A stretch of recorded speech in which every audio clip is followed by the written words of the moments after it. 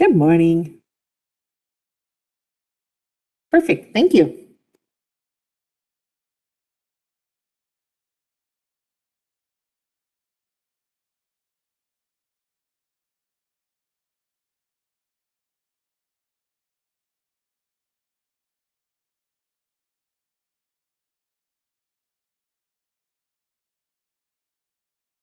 And good morning, Mariah Rovera. If we can do a mic check, please.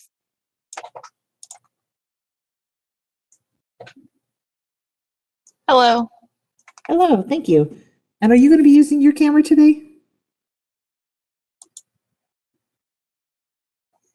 Yes, I believe so. Okay. All right, let's check that too then. Perfect, thank you.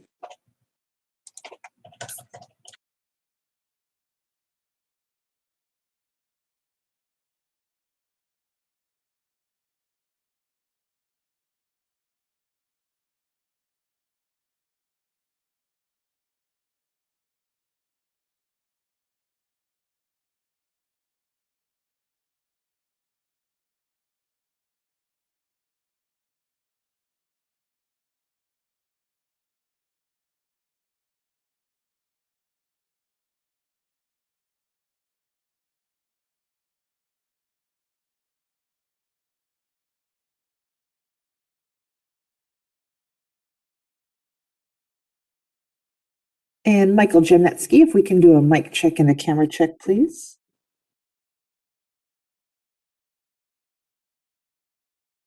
Testing, Good testing, morning. 1, 2, 3. I can hear you. Can you see me? There's the camera. Yep, I can see you now. Thank you. Great, thanks.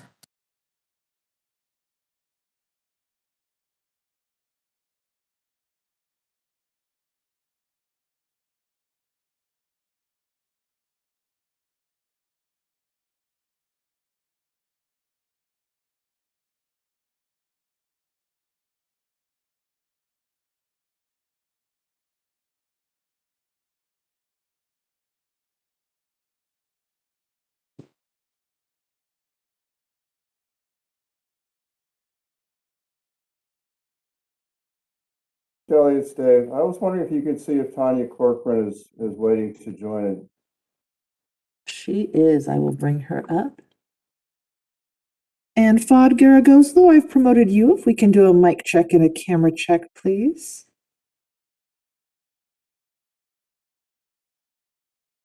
Good morning. Thank you. I can hear you and see you.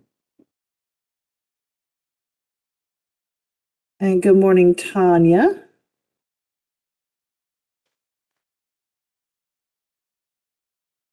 Good morning. Good morning.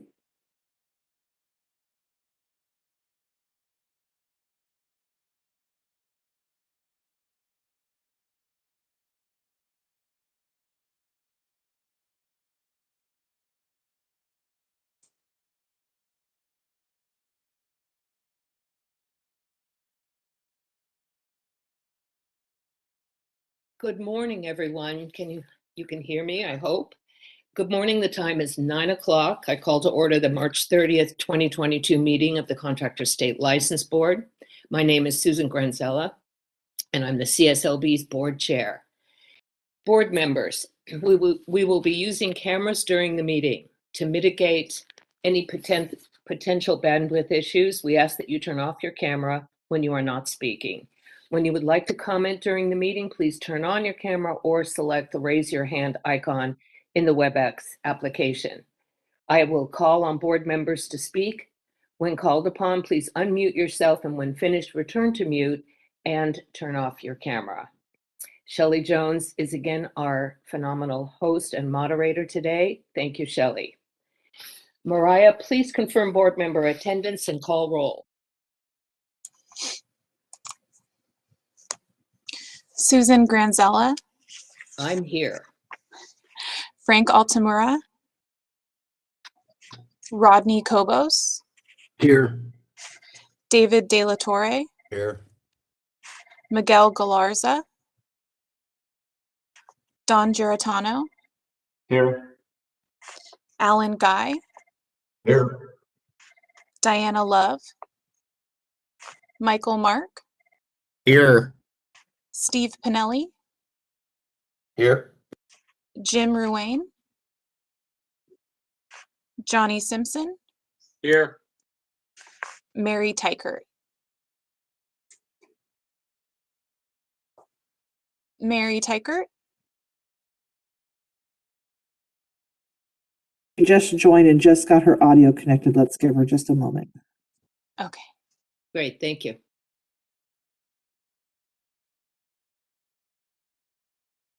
Mary Tykert,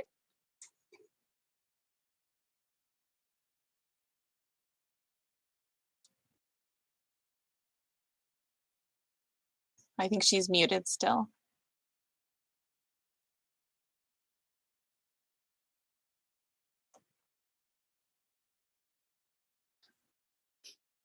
Member Tykert, if you can hear us, if you can do a mic check, please.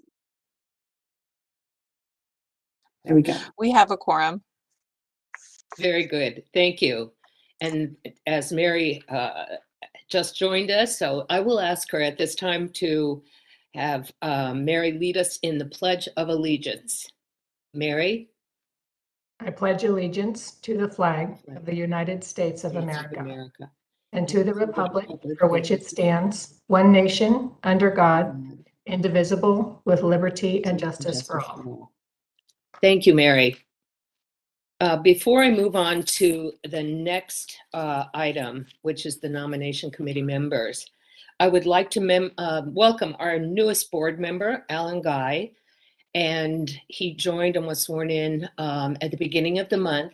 And Alan, the first task is to put you on the spot. And would you like to say a few words of introduction for joining CSLB? This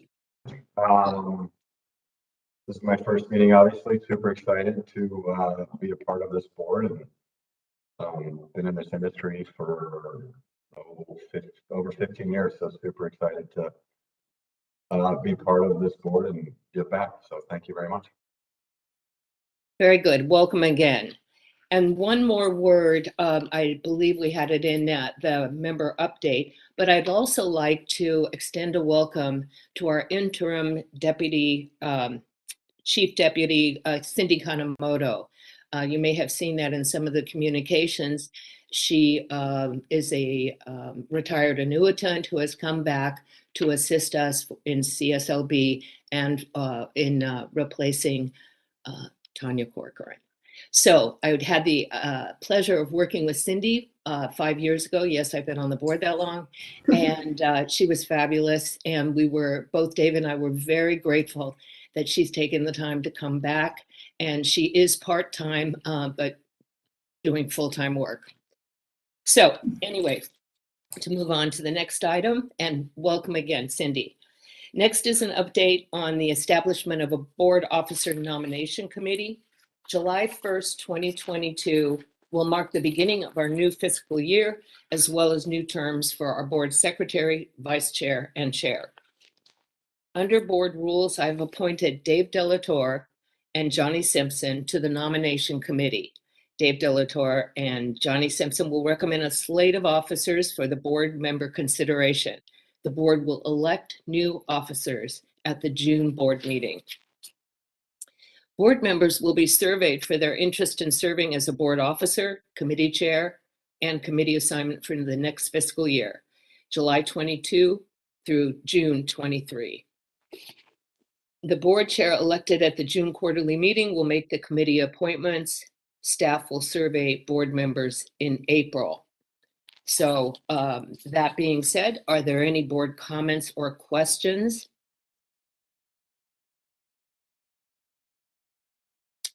Seeing and hearing none. Shelley, would you please check if there are any members of the public who wish to comment? For public comment today, if you'd like to make a comment, you can do that one of a few ways. We have our Q&A panel, which you can access by clicking on the question mark inside of a square icon and then typing the word comment into the text box and sending that through. You can raise your hand by dialing *3. And at this point in time, I am not seeing any requests for comment. Very good, thank you. Moving on, we will now move to agenda item B, which is public comment for items not on the agenda today, and for any items for consideration on the future agenda for future meetings. So the board values public input as part of our consumer protection mission. To allow us enough time to conduct our full schedule of business today, I'm limiting public comments to 2 minutes apiece. If your comments don't involve an item on today's agenda, this would be where you would make them. If you have comments on one of our agenda items, we encourage you to wait until we get to that item on the agenda. We will give you an opportunity to make your comments at that time. We will also ask that your public comment relate to the agenda item currently before the board. There are a few other rules that apply. First, California law prohibits board members from discussing any matter brought up during public comment, and board members are not allowed to act on any item not on today's agenda. Second, if you want the board to discuss a topic not on the agenda, you can ask us to consider placing that on the agenda of a future board meeting. Finally, if you have an application, complaint, or disciplinary charges pending before the board, we ask that you not discuss the details of your case, pending complaint. That's because board members may be the judges, and by law are not permitted to receive evidence or information not part of the administrative record in the case. Members of the public, if you're with us on WebEx and you would like to make a comment, this is backing up what Shelley said, and you'd like to make a comment, use the chat feature to send the host a note, and we would like to offer that you would like to offer public comment. If you're joining us on the phone and would like to make a public comment, press *9. We will take any WebEx comments first, followed by telephone comments. We will use the same system throughout the meeting for public comment on each agenda item. You will find instructions on how to make public comments on the agenda for this meeting posted on our Cslb website. So, board members, please turn on your camera and raise your hand if you have an agenda item that you would like placed on a future meeting agenda.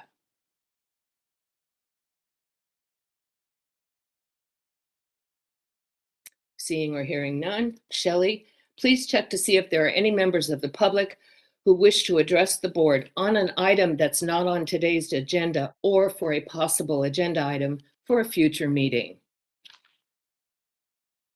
All right, and so as Chair Granzella mentioned, you can use that chat or question and answer feature, and also raise your hand by dialing *3 if you would like to make a public comment.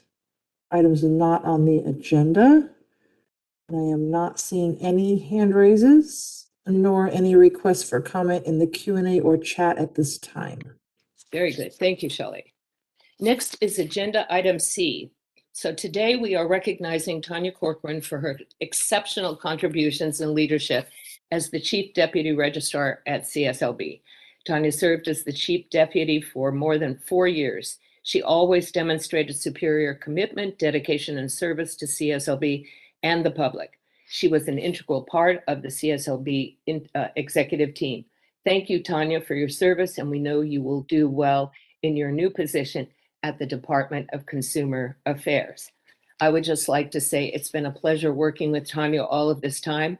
We often had side comments and meetings to discuss and resolve some issues, and always her commitment to the job, to the staff, and to her service commitment at the board was exemplary, and it was always a pleasure. So good luck, Tanya. That's my 2 cents. Are there any board members who would like to comment at this time?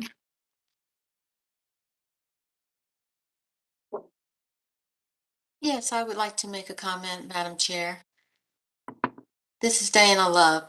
I just want to say thank you to Tanya. She has been an inspiration to me in the learning process. She has always made herself available anytime that I called her. And I wish her the best I will miss her truly, but I know her spirit will always remain with us. And thank you for everything that you have done for the CSLB board, Tanya, and good luck to you. Thank you. Thank you, Member Love. Are there any other board comments? I'd like to echo those sentiments from Diana and say thank you, Tanya, for all of the exceptional support and help you provided as I transitioned onto this board. And then also in the course of my service, you've really been an amazing help. Just appreciate all of your going above and beyond in so many ways and wish you great luck in the future. With the chair, this is Jim Wayne.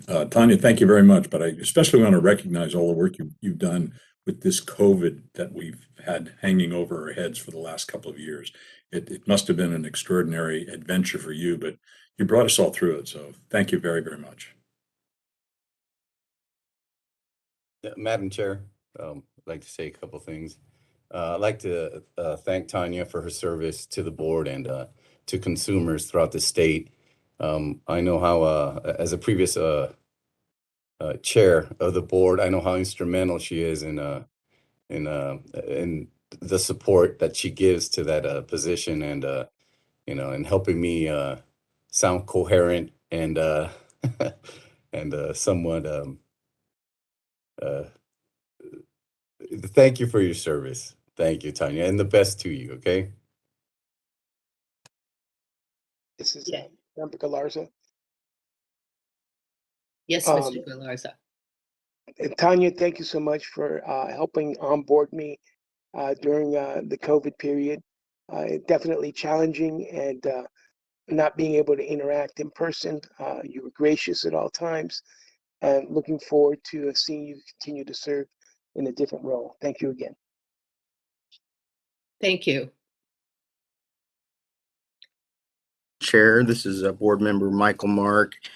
Tanya, I appreciate your service. I think one of your greatest strengths is your ability to communicate and break down very complex issues in a way that makes it very understandable for us board members. So I appreciate your time with us and good luck on your future.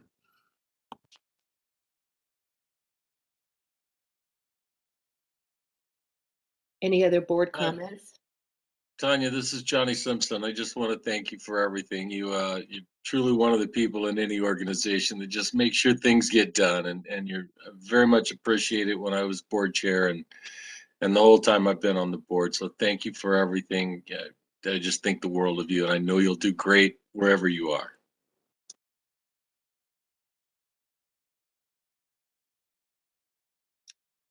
Any other board comments at this time?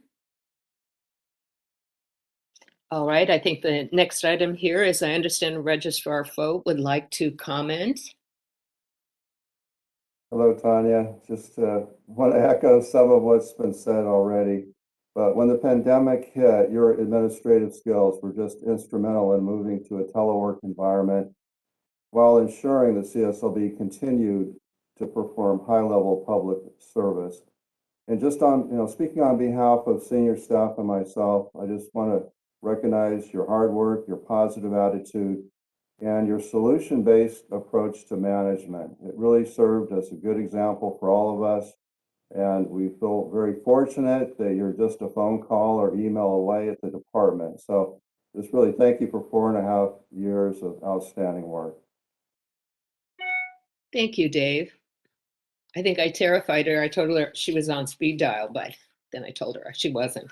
But at any rate, we recognize Tanya's contribution to CSLB. She was the rock in many ways. And when she said, we'll get it done, she did it with a smile, and it was done. So Tanya, again, thank you very much. The next item I'd like to do is to recognize San Mateo County Deputy District Attorney Kimberly Perotti. Deputy Perotti has been an outstanding partner with the CSLB in protecting consumers and in maintaining the integrity of the construction industry in San Mateo County. On behalf of the board, we want to thank you, Deputy Perotti, for your partnership in consumer protection. Great. Are there any board members that would like to comment?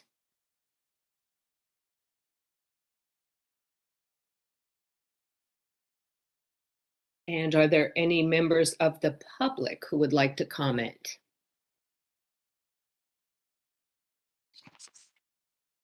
For comment from Eddie Bernacci. Eddie, I've sent a request to unmute your microphone.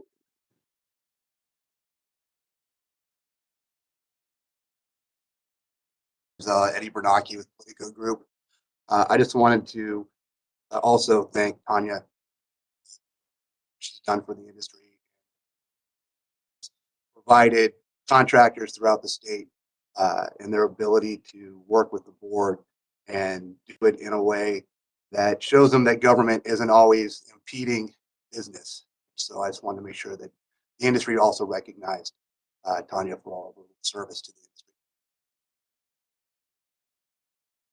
Thank you. Thank you for that comment. Any other public comments? I am not seeing any requests in the chat or the Q&A, and I do not see any other hand raises in our public attendees. I do see member Love has her hand raised, however. All right. Thank you, Madam Chair. I just wanted to thank Kimberly Parada for her time and service to the Contractors State License Board. Anyone that steps in to help us in any form or fashion is very much appreciated. So again, congratulations on your recognition. Thank you, Member Love. If there are no further public comments. Chair Gonzalez, can I say a few words about Deputy District Attorney Kimberly Parada? Yes. I just really want to recognize that her partnership with CSLB began over 5 years ago, when she voluntarily identified and prosecuted several CSLB cases that had not yet been filed. Since then, she has demonstrated great skill and enthusiasm in bringing to justice bad actors, taken a special interest in the prosecution of individuals who attempt to circumvent contractor licensing laws through RMO for hire schemes. And that's where a responsible managing officer is paid for use of their license, but is not involved in the supervision or control of operations. That kind of activity really undermines our licensing structure and consumer protection goals. And these cases can be challenging to prosecute, but Ms. Parada has repeatedly pursued them aggressively and successfully. And she was instrumental in the prosecution of one of CSLB's most wanted, that being Matthew Sean Breen. So just really wanted to highlight that, and that she went the extra mile on that prosecution and extraditing Mr. Breen from Massachusetts so that he could be prosecuted for the felonies that he committed. So, just really want to thank her for her commitment to consumer protection and all the assistance that she provides to CSLB staff. Thank you, Registrar Frode. It is always good to hear of assistance and exemplary actions. Madam Chair. Yes. I apologize. This is Member Galarza. In reflection, Kimberly, being in that department and helping our consumers and making sure we were protecting our seniors is indeed tremendously worthy of recognition. Going above and beyond in our county of San Mateo is such an important aspect of what we do as a board and protecting members of the public. And although I do not know Kimberly, I personally want to make sure that she indeed has the recognition, and she indeed has been given that recognition today. Thank you. Are there any other board comments? Any other public comments at this time? Any additional requests at this time? All right, very good. Thank you, Shelley. Next, we will move to agenda item D, the review and possible approval of the board meeting minutes and committee meeting minutes summary reports. We will begin with the November 29, 2021 board meeting minutes, which begin on page 9 of your packet. Do any board members have edits to the November 29th, 2021 meeting minutes?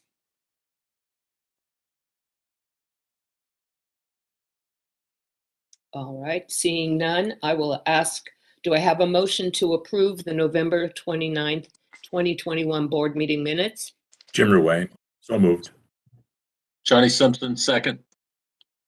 Jim Ruane has made the move and Johnny Simpson provided the second. Thank you very much.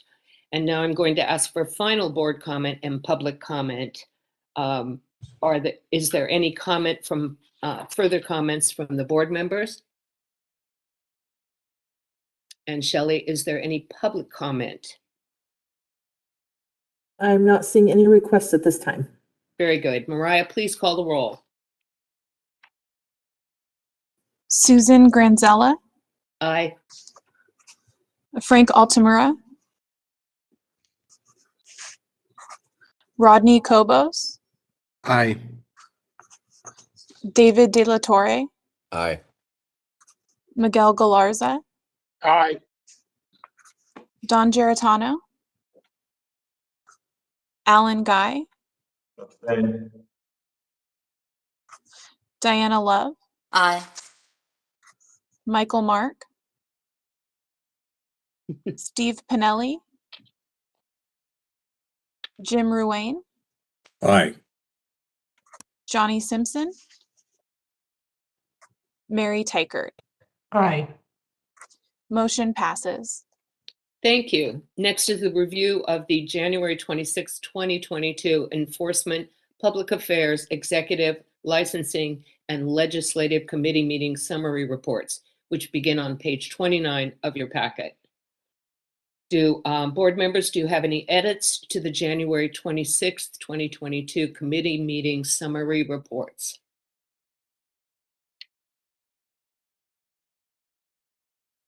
All right, seeing none, may I have a motion to approve the January 26th, 2022 committee meeting summary reports? So moved. So who made the motion? This is Mary. Mary? And we have This a is second. Rodney. And Rodney on a second. Very good, thank you. And now I will ask for final board comment and public comment. Are there any comments from board, further comments from board, final comments? And Shelley, is there any public comment? Any requests at this time? Very good, thank you. Mariah, please call the roll. Susan Granzella, Aye. Frank Altamura, Rodney Cobos, Aye. David De La Torre, Miguel Galarza, Aye. Don Geritano, Alan Guy, Abstain. Diana Love, Michael Mark, Aye. Steve Pinelli, Aye. Jim Ruane, Johnny Simpson, Aye. Mary Teichert. Motion passes. Thank you. Last is the review of the February 23rd, 2022 board meeting minutes, which begin on page 59 of your packet. Board members, do you have any edits to the February 23rd, 2022 board meeting minutes? If there are no edits, I'd like to, do I have a motion to approve the February 23rd, 2022 board meeting minutes? To approve. Diana Love. Thank you. Second. David. Thank Torre. you. Thank you. Thank you, board members. And now I'll ask for final board comment and public comment. Are there any comments, further comments from board members? Shelley, is there any public comment on this item? Requests at this time? Very good. Mariah, please call the roll. Susan Granzella, Aye. Frank Altamura, Rodney Cobos, David De La Torre, Aye. Miguel Galarza, Don Geritano, Aye. Alan Guy, Diana Love, Aye. Michael Mark, Aye. Steve Pinelli, Jim Ruane, Aye. Johnny Simpson, Aye. Mary Tyker. Motion passes. Thank you, Mariah. Next on the agenda is Registrar's report, and now I turn it over to Registrar David Fote. Thank you, Chair Gonzalez. Regarding our next two board meetings, the tentative schedule is to have a meeting in person in Sacramento on June 16th. The next meeting would be August 30th and 31st in San Diego. That meeting will coincide with the National Association of State Contractors Licensing Agencies Annual Conference. That would be the meeting where we would have 3 or 4 hour session with the Nevada board members, as we've done for the last 11 years. It may also be an opportunity to invite some board members from other states to attend our meeting and to interact with them and find out what challenges and opportunities they can share. So we're excited about that. We've also asked that Mary Tykert, our vice chair, facilitate or moderate a panel on women in construction. So that's on the agenda for the annual Nascla meeting. And speaking of Nascla, California, or the Cslb specifically, is piloting the creation of a national database that would consist of licensing and enforcement data. So we're real excited about that. It's an opportunity for participating states to provide information that could be used by other states to determine if somebody has already met minimum license requirements, but also, do they have any disciplinary action that may preclude licensure? So we are piloting that effort. Jason Perez, our chief of IT, and I met with Nascla, and they've hired a consultant to help facilitate this, to take workload off of states that are participating. So Jason and I met, and Jason did a great job of explaining that we have a public information portal. So most of the information that they would need is already available, and it should be able to be provided without a lot of effort on our end. We're hopeful that's going to happen. We did tell them that we're not going to share exam scores. We don't share exam scores to our applicants now. We wouldn't want to do that as part of this program.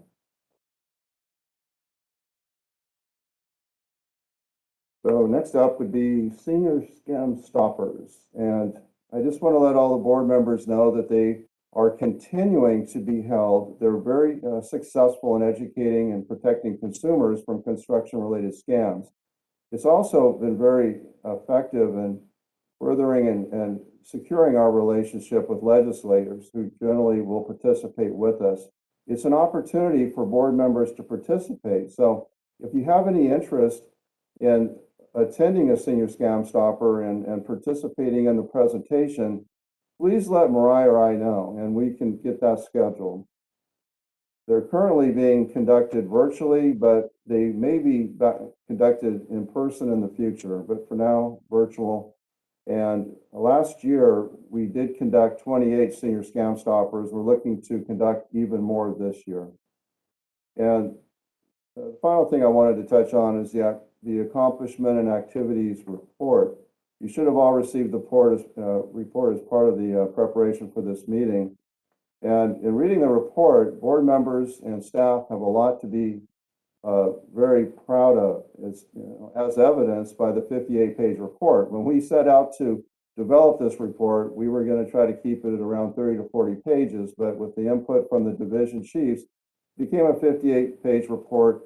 There were a lot of accomplishments last year, in large part because of the direction the board gave us. I really appreciate the strategic objectives that lay the foundation for what we prioritize. And I know that I'm looking forward to the committee chairs highlighting accomplishments in the meeting today. So that would conclude my report.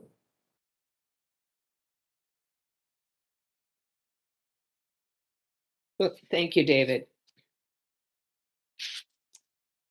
So we are now at agenda. Well, actually, before we go on again, I would encourage board members, if you can check the upcoming schedule. It's easier, of course, when they are in person, but it's always a benefit because you're working with legislative staff speaking on behalf of CSLB at these functions and learning quite a bit from other DCA bureaus. The Bureau of Pharmacology gave a presentation on what to be aware of. And so they're always a very good press for CSLB. And not only that, you are able to communicate with the public. And it was gratifying. I went to two. All right, moving on. We are now. Madam Chair, Yes, before we move on, can we ask for public comment on this item public comment. for the registrar's report? Oh, all right. We will ask for public comment or board. Should we start with board comment? Yes. All right. Sorry, didn't have that. Is there any board comment for the report by Registrar Foat? And Shelley, is there any public comment on that report? Raises and not seeing any requests in the Q&A or the chat at this time. Very good. Thank you, Councilor Hurtado, as well. We are now at agenda item D5, the review of the board member administrative procedure manual. This was last revised by the board in November 2020. The edits before you today were reviewed and approved by the executive committee on January 26th, 2022. You can find the manual beginning on page 65 of your packet. The proposed edits are intended to provide clarity on current board policy and to make other grammatical corrections. Edits are noted using underline and strikeout. All the new text is underlined and the deleted text is, of course, strikeout. I wanted to briefly discuss a few of the changes throughout the document. Any reference to he or she has been replaced with gender neutral language. Also reference policies, memorandums, website addresses, and statutory references have been reviewed and updated. The final proposed change I wanted to bring to the committee's attention is on page 48 and is specific to the salary per diem. This section has been updated to clarify what will be paid for attendance at official board and committee meetings and DCA training. This section also clarifies what may be paid for, which is substantial service performed by a board member more than 1 hour to attend official gatherings, events, hearings, or conferences and meetings. It further clarifies that the board chair will perform a final approval of all salary per diem and travel related expenses. Are there any comments from board members on this item? Not seeing any. Shelley, is there any public comment? Not seeing any requests at this time. Very good, thank you. The executive committee recommendation is the board vote to approve the revised board member administrative procedure manual. Since this recommendation comes from a committee of the board, it comes to you as a fully formed motion and needs no first or second prior to the vote. Is there any public comment on the motion?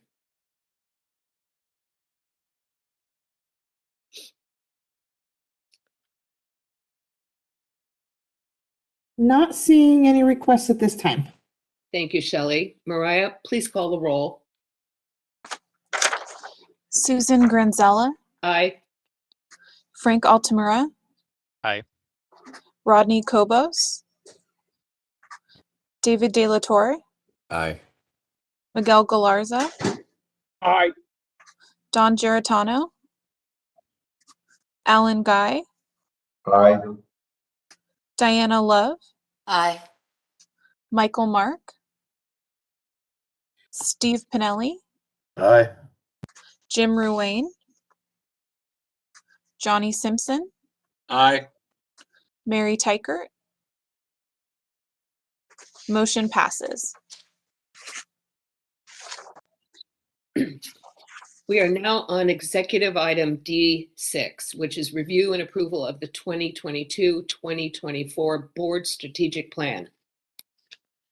Each of the board's 5 committees reviewed their respective strategic objectives and proposed target dates. You can find the full strategic plan beginning on page 99 of your packet. The board acknowledges the hard work of staff and committees, for sure, in preparing this plan, and we look forward to hearing updates at future meetings. On that point, I have an update of my own on this strategic plan. The licensing division proposed goal 1.1 is to take steps to increase licensee diversity as it relates to women and minorities in construction. The Assembly and the Senate recently introduced concurrent resolutions declaring the first full week of March as Women in Construction Week to highlight women as a visible component of the construction industry. On March 11th, I was pleased to approve a letter on behalf of the board to express Cslb's support for these resolutions and commitment to increasing participation of women in the industry. I think there was 2 letters, actually, one to the Assembly and one to the Senate. Is there any comment from board members as to this item? The strategic plan? All right, not hearing or seeing any. Shelley, is there any public comment? Not seeing any hand raises or requests for the Q&A or chat right now. Very good, thank you. Do I have a motion to approve the 2022-2024 strategic plan? Second, Jim Ruane. Moved by Dave Delatorre, second by Jim Ruane. Thank you very much. I'm now going to ask for final board comment and public comment. Are there any final comments from the board members? It's Diana Love. I would just like to thank Mary Tykert for her leadership in the Women in Construction. I think it's a wonderful opportunity for women to get into the field, and I just wanted to thank Mary for her leadership in that role. Thank you. I appreciate that, Diana. Thank you very much. It's a critical topic, and we need all of the interested, relevant, awesome, capable people to want to do this. And a lot of them happen to be women. So that's great. All right, thank you very much. Are there any other comments from board members? So Shelley, are there any public comments on this agenda item? Raises or requests in the chat or Q&A. Thank you very much. Mariah, please call roll. Susan Granzella, Aye. Frank Altamura, Rodney Kobos, Aye. David De La Torre, Aye. Miguel Galarza, Don Giratano, Aye. Alan Guy, Diana Love, Michael Mark, Aye. Steve Pinelli, Jim Ruane, Aye. Johnny Simpson, Mary Tykert. Aye. Motion passes. We are now on executive item D7, the Cslb budget update, my favorite topic, which begins on page 119. I will turn it over to Board Secretary Diana Love and Budget Manager Stacy Paul. I say that as a former secretary that had the opportunity to work with Stacy and her team and all the management team on that, and they've done a great job. So looking forward to hearing from you, Diana, and Stacy. Thank you, Chair Gonzalez. And good morning, board members and members of the public. As board secretary, I serve as the board's budget liaison with staff in monitoring and reporting to the budget to the board. As we have some newer board members, I wanted to provide background on the budget and actions taken by the board over the last few years. CSLB is a special fund entity, meaning it is funded entirely by licensing fees and enforcement disciplinary actions. As a special fund entity, This means CSLB receives no general fund support. Renewal fees constitute the main source of revenue. Licensees renew their license every 2 years. Throughout 2019 and 2020, the board discussed at every board meeting our budget and the need for long-term solutions to balance governor-approved expenditures with revenue. September 2019, the board approved seeking emergency regulations to raise renewal fees and directed staff to hire a consultant to complete a comprehensive fee study with recommendations for long-term financial stability. In December 2019, the board received approval by the Office of Administrative Law to raise renewal fees under existing statutory authority by $50. We began collecting the fees effective February 2020. September 2020, the board took measures to reduce expenditures and approved a $7.1 million expenditure reduction plan so we could remain solvent throughout the remainder of the fiscal year. In December 2020, the board considered increasing fees or making significant permanent cuts to our expenditure. The board approved the recommendations of the fee study and was successful in finding an author to support the fee bill, Senate Bill 607. 2021, the board took similar measures as in the prior year to reduce expenditures and approved a $5 million expenditure reduction plan. In September of 2021, the CSLB fee bill SB 607 was approved by the governor effective January 1, 2022. Based on all these efforts and many challenges along the way, the fund has remained solvent. Regarding budget oversight, on January 27, 2022, Chair Gronzala, Stacy Paul, Mike Jemensky, Dave Folt, and I met with representatives from the Department of Consumer Affairs Budget Office to review the final current year budget with adjustments and the proposed governor's budget for the next fiscal year. At that meeting, it was highlighted that the board's cost savings measures over the last 2 years helped the fund remain solvent while maintaining critical ongoing operations. And now I'll turn it over to the budget manager, Stacy Paul, to provide the budget update. Thank you. Thank you, Board Secretary Diana Love, and good morning. On page 151 begins the budget update. The first chart shows our fiscal year 21-22 final budget and expenses through January. Nothing too exciting. In fact, we are spending slightly lower than expected at 54% of our budget authority, keeping us on track to spend about $70 million of our authorized $75 million budget. The chart directly below that is our revenue through February. Overall, it shows we are exceeding the prior year revenue by 6%. This increase reflects the new fees that took effect in January, which in comparing to the same time last year, for the months of January and February with the new fees, we collected an additional $4 million in revenue. If you flip the page, the chart on 122 highlights our final budget and adjustments for this fiscal year, which was increased by $1.6 million. This is mainly due to the employee compensation and staff benefits to cover increases in cost, as well as health rates going up. On the next page, this chart shows the board approved $5 million in expenditure reductions. The column on the right in the blue reflects $3 million in savings achieved through December. The board adopted this plan back in June to ensure that the board had enough cash flow for essential operations until a fee increase was secured. Now that the fee increase has been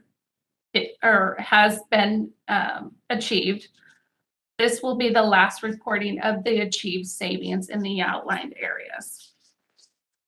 If you flip the page to 124, this is our fund condition, which projects out to budget year 22-23. The middle column is the current year, and you can see that we began the fiscal year with 1.9 million in reserves. Then if you look down, our projected revenue for this year is 78 million, and directly below that is the board expenditures and external costs for a total of 75 million for this year. Bringing in more revenue will increase our reserves by the year end to 4.3 million. Then if you look at the last column, which is next year, you can see that we should end the year with a healthy 2-month in reserve, which is approximately $14 million. Over on the next page, the chart directly below is the Cmea fund condition. The board was successful in increasing the annual appropriation this year to 175,000. The success of this increase will be discussed later in the licensing update. This increase allows the board to disperse more grants to qualified institutions based on the fund balance. As you can see, the fund is healthy to support grant disbursements for for many years to come. Lastly, let me quickly touch on the statistical summary details on the next 3 pages.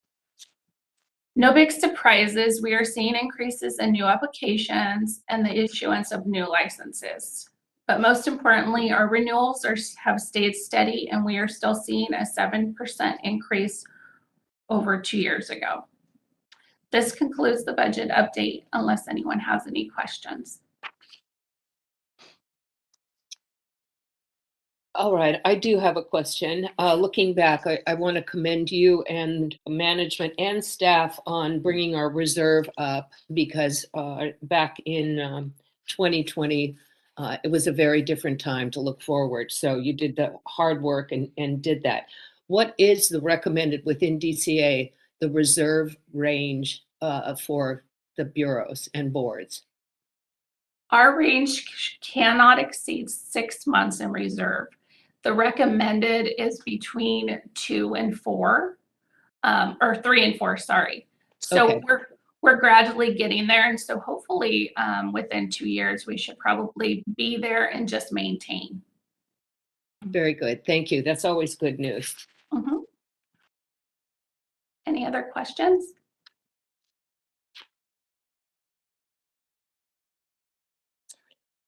Well, thank you, Diana and Stacy. And Diana, the background information was extremely helpful, especially because we do have new members, and seeing the big picture is always part of being a good board member.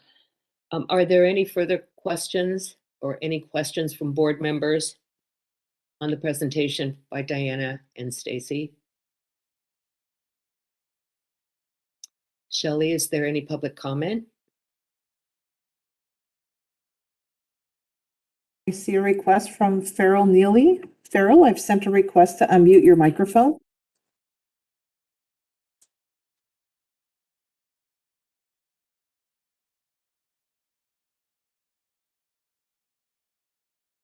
Are you able to hear me now? We are. All right. My name is Farrell Neely. I've been a contractor in the state of California, licensed contractor since I think '88. I've recently been over at the offices of Senator Hurtado and Senator Grove because I think that your enforcement unit must be grossly underfunded. And I'm trying to find a mechanism to get you guys some more money other than just contractors' licensing fees. So who do I complain to? Do you have a packet? I'm an old man, but I'm a grouchy old man, and I don't mind going to Sacramento. I've lobbied there. So somebody there, can you direct me? So what we can suggest is leave your contact information, and Registrar Foat will get that information and get back to you with a response. All right, I appreciate that. I have contacted your team in Fresno a couple of times, and I've never heard back from them. I'm somewhat disappointed in that, but I suspect their hands are full. And then to Registrar Foat, if he's still available, Being a contractor allowed me to earn a PhD and complete law school, so I'm not a total moron when I stand before people up there in Sacramento. Appreciate your time. Thank you for hearing me out. Thank you for your input, and be sure to leave that information so that we can contact you. Any other public comment, Shelley? Not seeing any other requests at this time. All right, as there is no action required of the board, we will move on to our next agenda item. We are now on the administrative update, which begins on page 129 of your packet. Leading us through the discussion is Mike Maliza. Hi, good morning, members of the board. I will begin the administration division update, which starts on page 131 of your board packets. I'm going to start with a personnel unit update. So during the second quarter of fiscal year 21-22, CSLB personnel staff completed 25 personnel transactions. This included the addition of 7 employees from other state agencies and 5 employees new to state service. Within CSLB, 6 employees were promoted and 5 transferred to different positions. In addition, 2 examination proctors and 1 student assistant were hired, and 4 employees accepted training and development assignments. Turning to page 132, we'll take a look at our vacancies. CSLB averaged 47 vacancies since the beginning of the fiscal year. The personnel unit continuously works with CSLB hiring managers and the Department of Consumer Affairs, Office of Human Resources to identify and minimize any delays in recruitment for all of these key positions. CSLB staff are very busy with the recruitment activities to reduce these vacancies. This number, I'm glad to report, is trending downwards, but it may take some time to reduce the number of vacancies. Upward mobility of CSLB staff and staff retention is a priority for the board, and we do see staff promoting to fill these vacant positions. However, when staff promotes to fill a vacant position, they also create a vacant position in the position that they're leaving, which leads to more recruitment activity to fill that position. So it takes a little bit of time, but we are seeing our vacancy numbers trend down.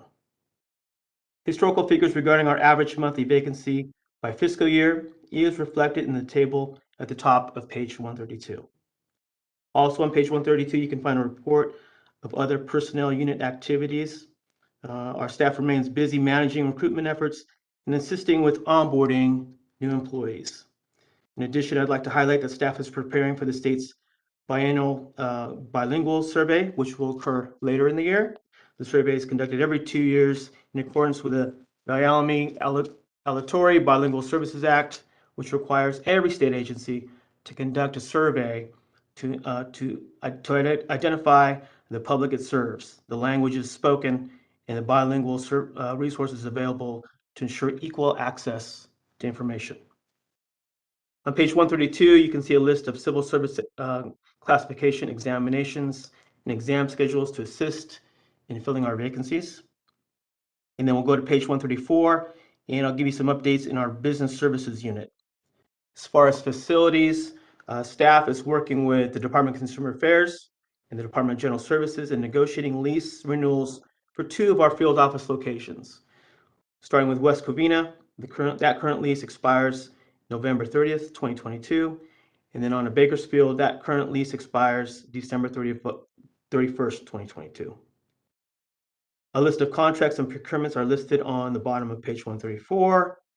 And then finally on page 135, finishing up with training, staff tracked and reported the completion of 2 Department of Consumer Affairs mandatory trainings, which needed to be completed by all CSLB staff by December 31st, 2021. These mandatory trainings included sexual harassment prevention training and information security assessment training. So this concludes my update on the activities of the administration division. I'm happy to answer any questions you may have at this time. Thank you, Mike. Is there any comment from board members?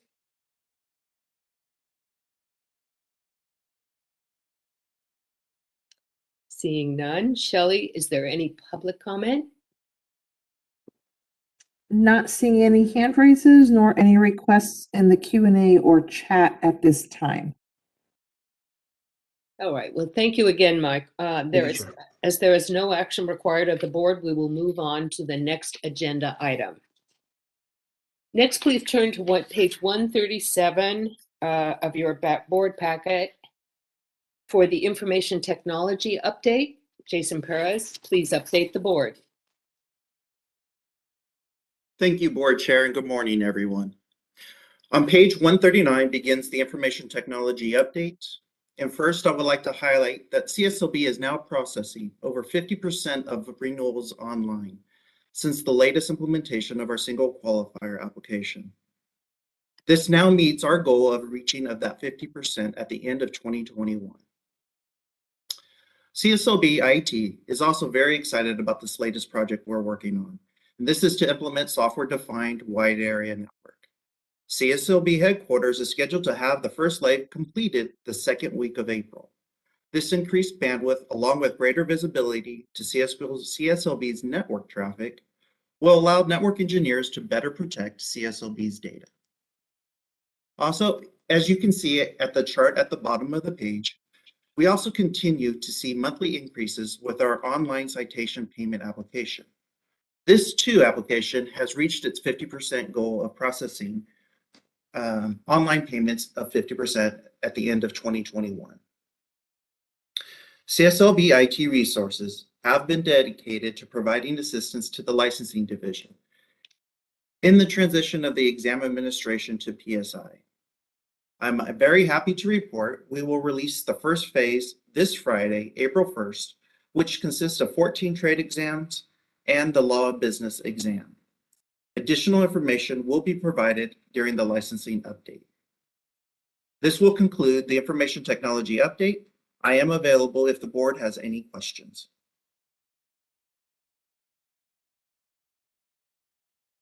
Thank you, Jason.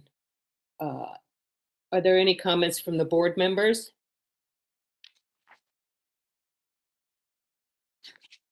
I have a comment, or actually a question. The online citation payments that we have tracked and are listed on page 140.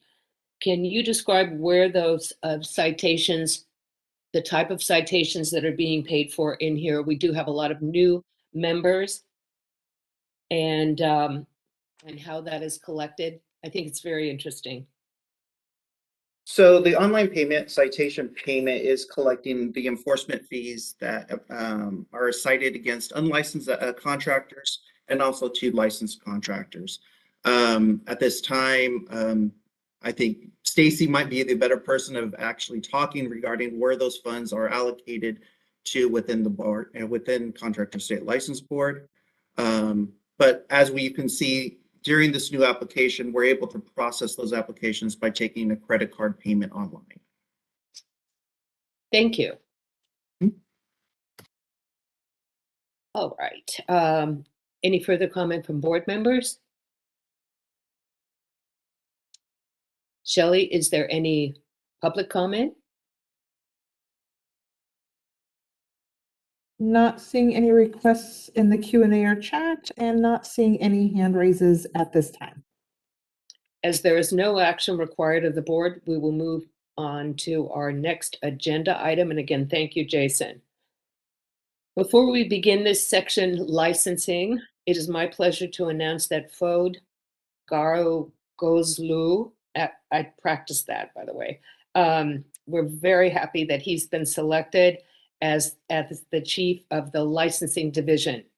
It's a critical position at CSLB. Fode has been instrumental in assisting to lead the division to reduce processing timeframes and improve processes. He is highly respected in the division, and we're excited to welcome him in his new role.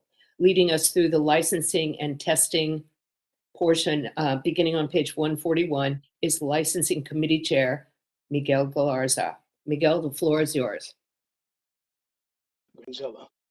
I had the pleasure of meeting Fouad yesterday, and outstanding selection, and will certainly benefit us in future issues regarding licensing. I'd like to first of all, highlight some of the licensing division achievements for the calendar year of 2021. The 2021 accomplishments and activities report was provided to you as a separate publication with this board package.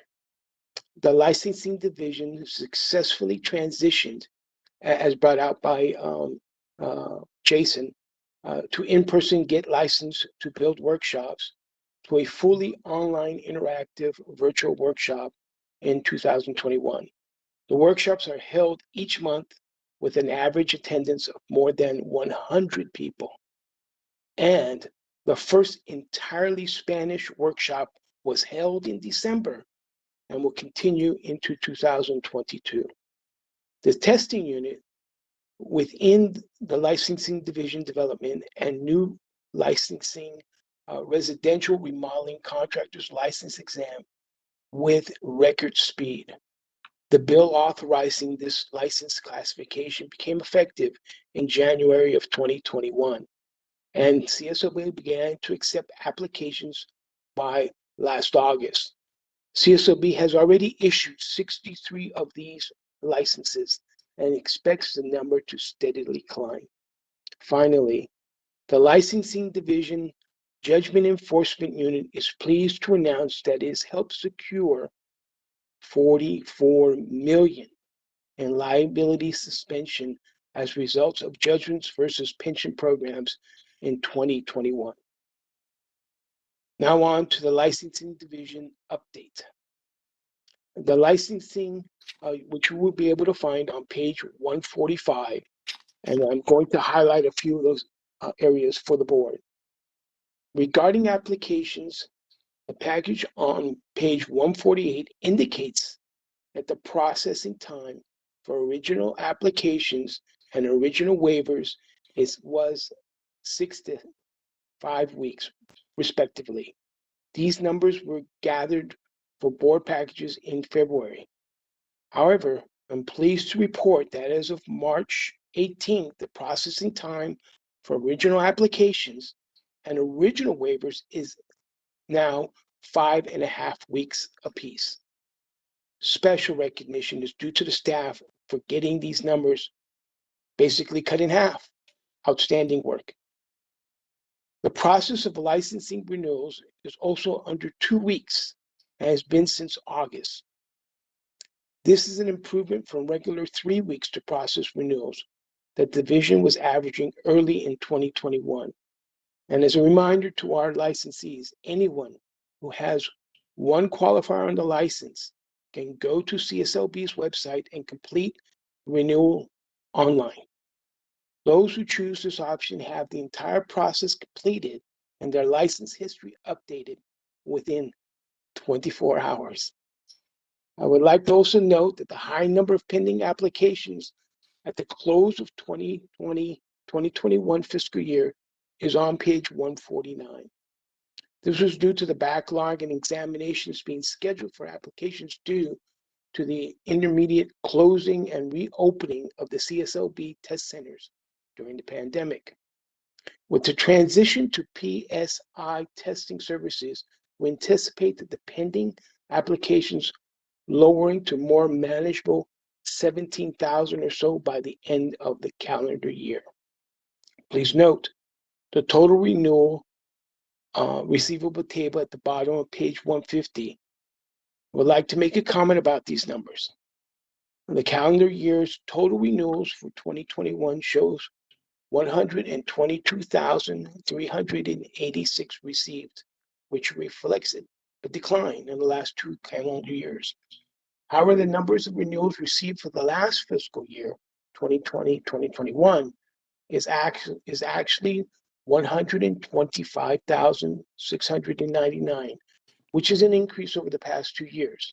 I would mention this to state that the fact is that the staff is not concerned by what appeared to have been a renewal decline on page 150.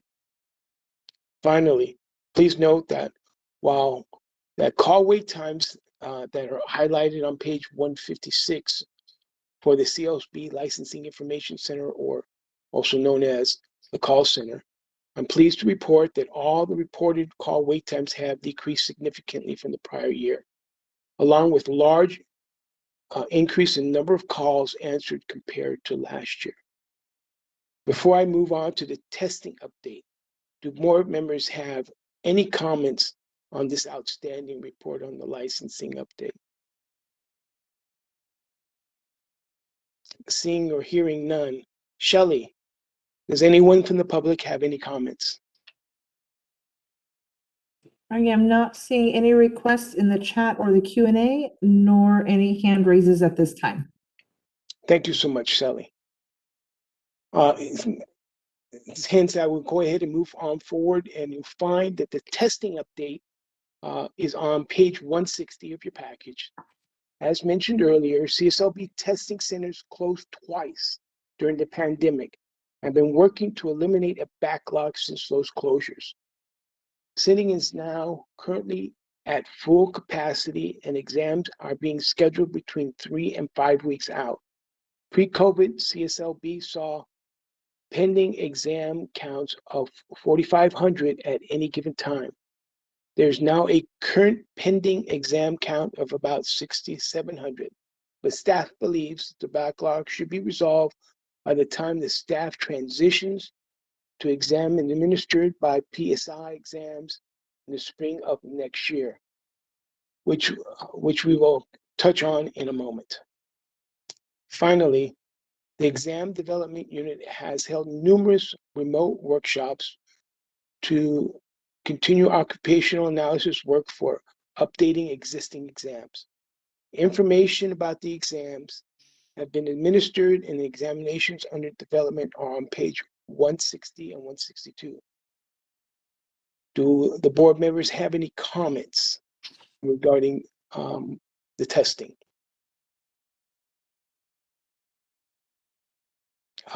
Seeing and hearing none, does anyone, Shelley, does anyone from the public have any comments on this testing section?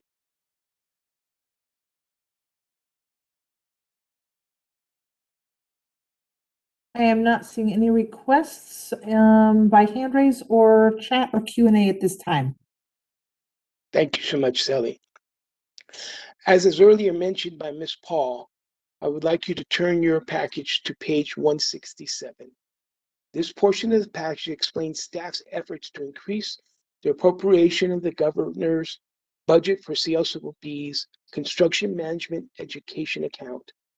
Due to the increase in number of donations over the years, this allows more money to be dispersed to schools for their construction management programs. The fund has previously been appropriated $100,000 available for schools for each year, and staff worked over the last year to increase the amount by $75,000. The package explains that this effort was indeed successful, and staff was able to invite approved schools to apply for funds at a higher amount.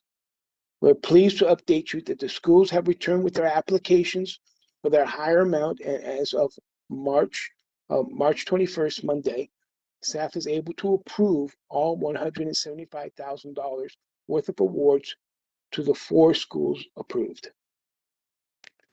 Before I move on to the next item, are there any comments on by the board for the construction management account update?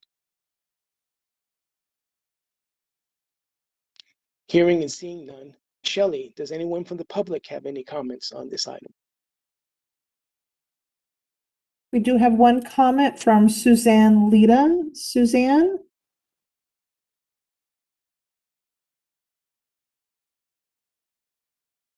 I've sent a request to unmute your microphone.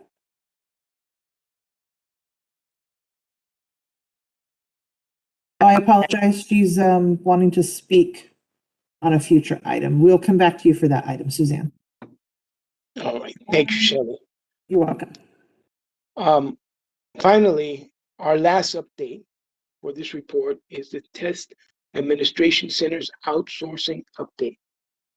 If you'd be so kind as to turn to page 171 of your package, is the update on the Cslb transitioning of its licensing application administration services to a third-party vendor.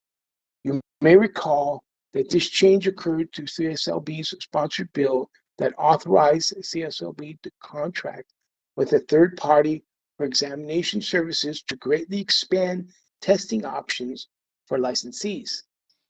As the packet explains, staff have worked hard to complete the transition as in the final stages of the pre-development work necessary to move into examination services to vendor PSI. CSLB licensing and information technology staff involved in this transition were able to attend a demonstration with the vendor on March 22nd to work out the final details. As such, the exam security and functionality. The first CSLB exam will be administered by the vendor in April and will slowly transition over until July 1st, when all CSLB is expected that all exams will be administered by the vendor by July 1st. Staff will continue to update the board on this transition at the next board meeting. Before moving on, do any board members have any comments on this testing administration testing center update?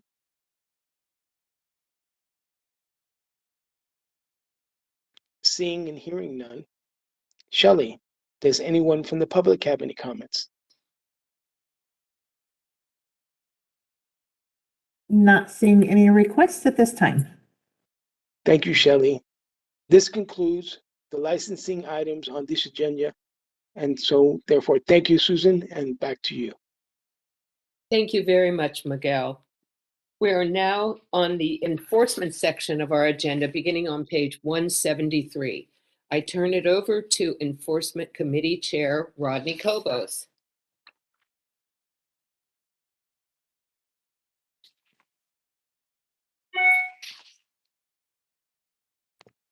Good. Thank you, Susan. I'm having a little trouble with my camera.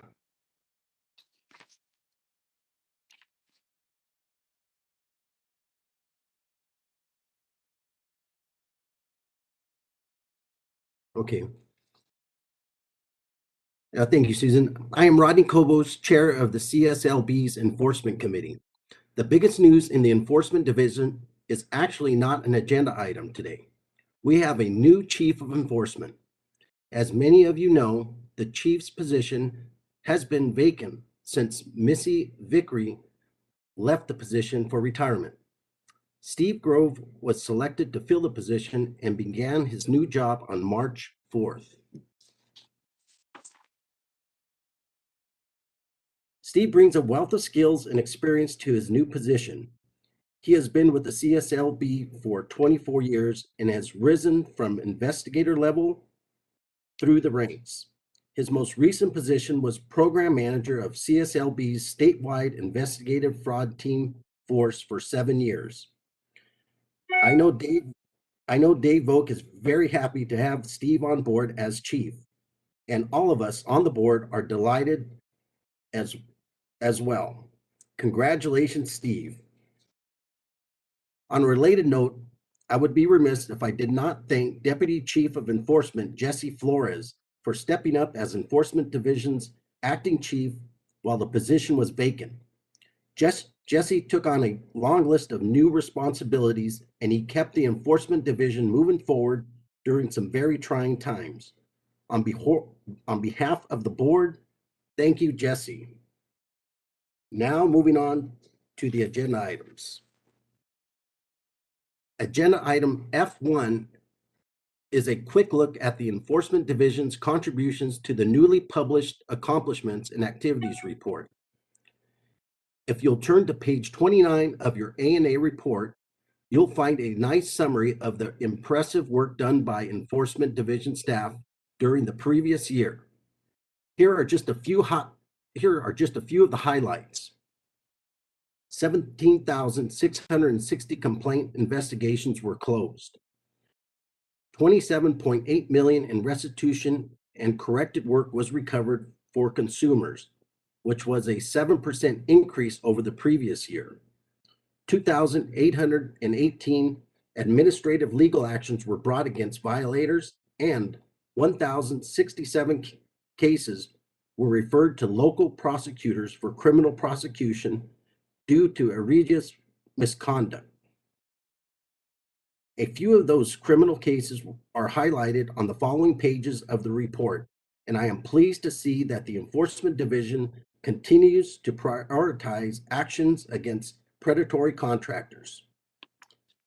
For example, on page 28 of your ANA report, you can read about the exploits of unlicensed contractor Peter Cope, who preyed on multiple victims of the Tubbs fire in Sonoma County. Mr. Cope made it on CSLB's most wanted list and fled the state.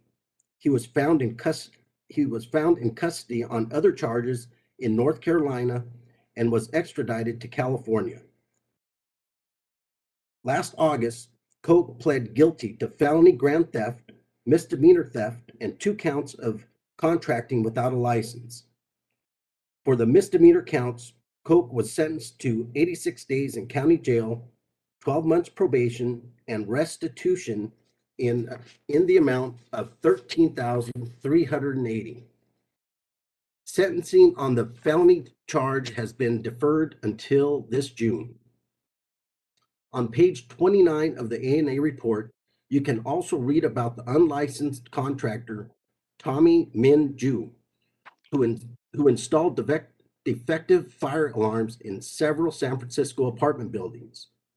The alarm system he installed in one building failed to sound when the building erupted in flames, and 1 resident died. Based on a joint investigation, the district attorney has charged Ju with grand theft, fraudulent use of a license, forgery, and insurance fraud. Ju is now awaiting criminal trial.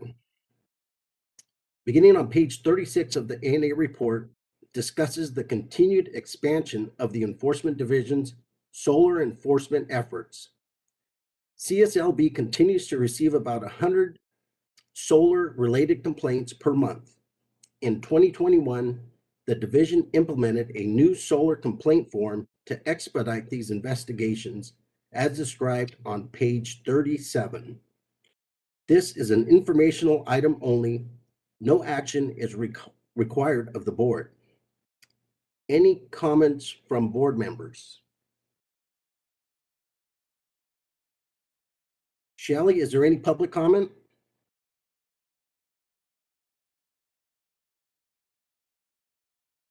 Not seeing any hand raises or requests through the Q&A or chat at this time. Thank you. Agenda item F2 is the Enforcement Program Statistical Update, which begins on page 179 of your full board packet. The update begins with a story about several elder abuse. Oh, I'm sorry. With a story about serial elder abuse in San Francisco. Over a 10-year period, contractor William Schwartz found an unending series of projects that needed to be done at the home of female senior citizen. By the time CSLB was notified, the victim had paid Schwartz almost $500,000. All the work was shoddy and done without permits, and CSLB's industry expert estimated the total value of work at only $86,000. CSLB's investigation resulted in an acquisition and revocation of Schwartz's 2 licenses. Because of this, such egregious misconduct, the investigator also referred the case to the district attorney. The DA charged Schwartz with 2 felonies, grand theft and financial elder abuse. On February 8th of this year, Schwartz appeared in court and pled guilty to grand theft. As a result of the plea agreement, he avoided 1 year in jail by paying $333,000 in restitution. He also paid lesser fines and penalties and was placed on 2 years probation.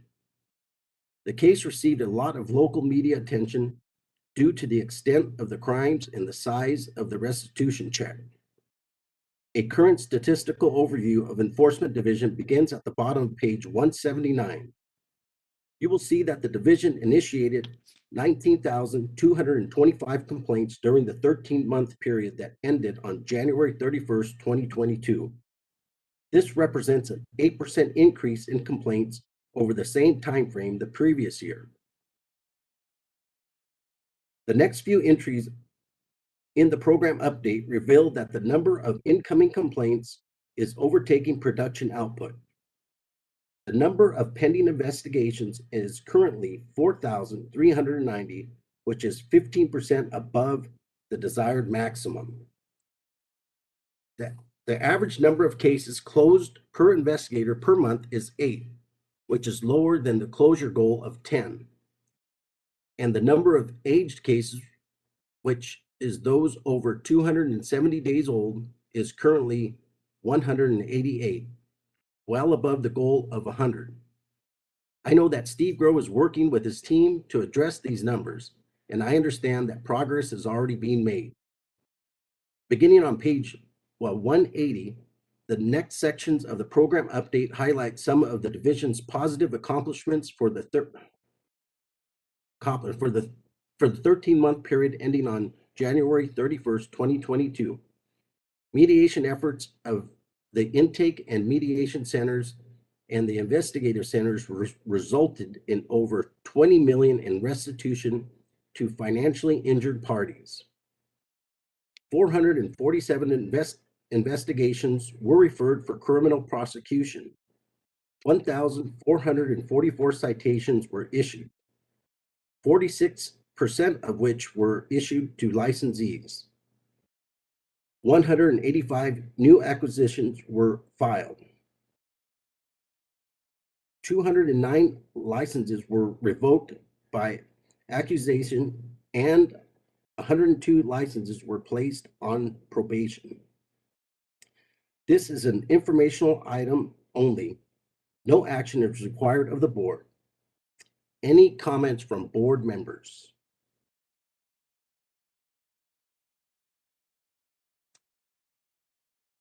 Mariah, is there any public comment?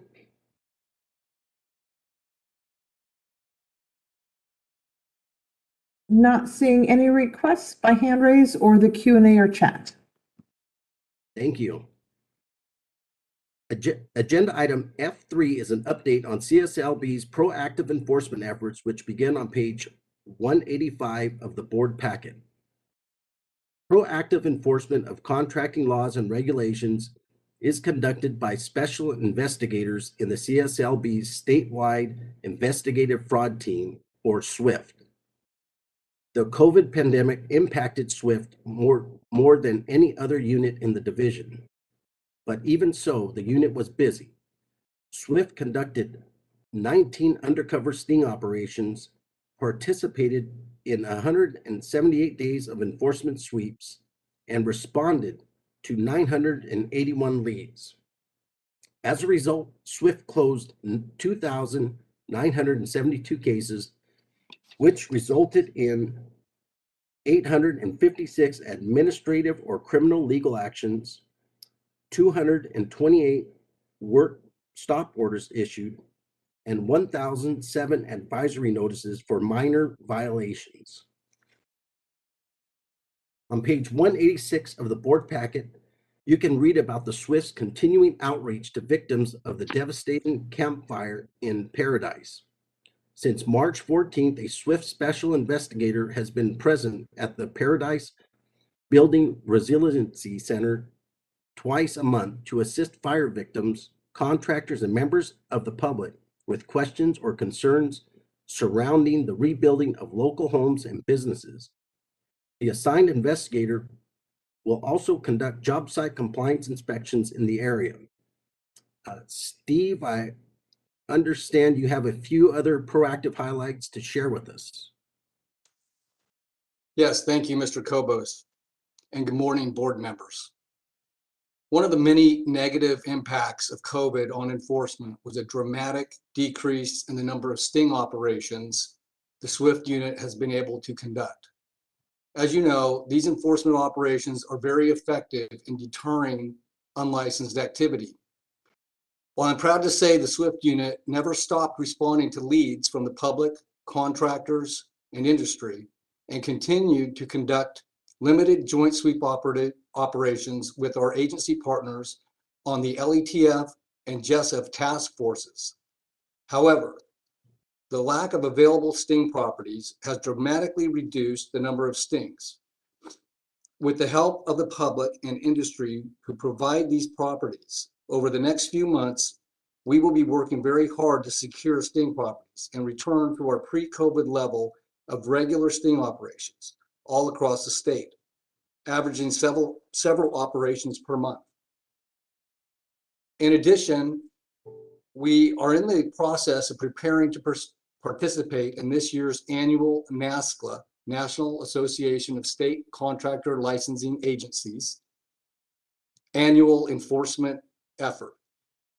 This consists of partnering with several different state agencies across the country, and we will be conducting about a 3-week enforcement effort, conducting sweeps and stings in coordination with these other state agencies. This will make a nationwide impact on illegal contracting and the underground economy. And finally, if there are any board members who are interested in observing firsthand one of our sting operations, please feel free to reach out to me. So how about a break between?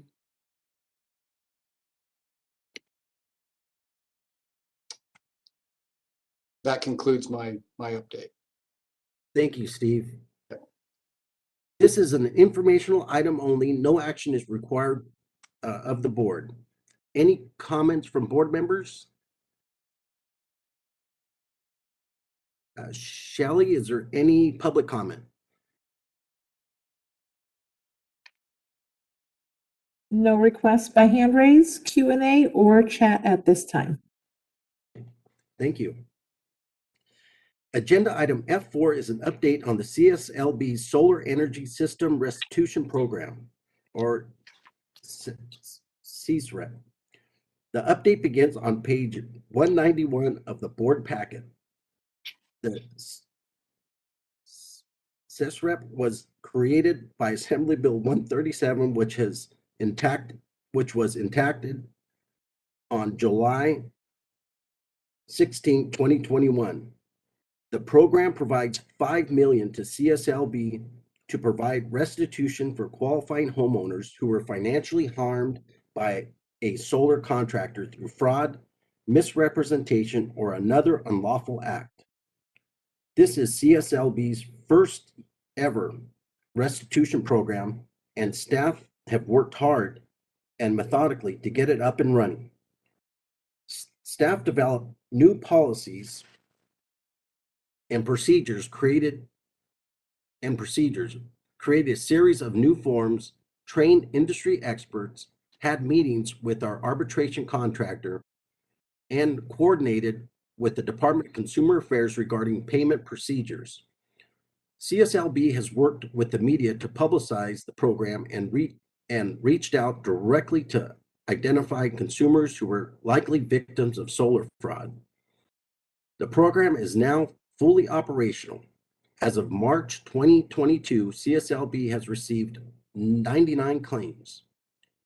Of those, 28 claims have been approved with a request that DCA issue checks for more than $318,000 in current restitution.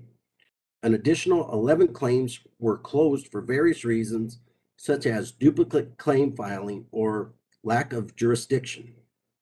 2 claims were referred to arbitration and 58 claims are pending.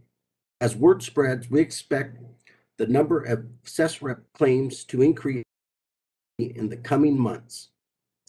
This is an informational item only. No action is required of the board. Any comments from board members?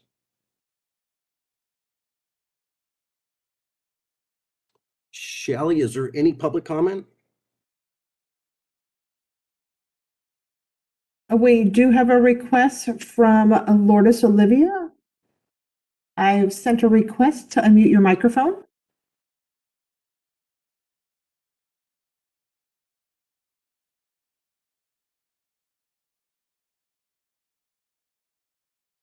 We can hear you. Great. This is Lourdes Oliva, former activist with the Dolores Huerta Foundation, and also one of the founding task force members of the program you just mentioned. Unfortunately, because I'm not employed anymore with that institution, I didn't get an email invite about this meeting, and I just happened to drop in on Facebook because I do get the updates there from CSLB. So unfortunately, I'm not prepared. But I do want to say that for the restitution program, thank you for the updates, and I hope that if I could get updates emailed, that would be best. I'm still working with the community on the issue. I'm happy to receive some text from some of the community members who are from Parlier saying that they're excited and looking forward to being able to finally have some peace of mind in regards to this abandoned equipment, in regards to what they move on with, and also having some sort of, unfortunately, as minimal as it is, a restitution to help them deal with the issue. Again, this is Lourdes, and I just hope that, like I said, I just walked into the meeting.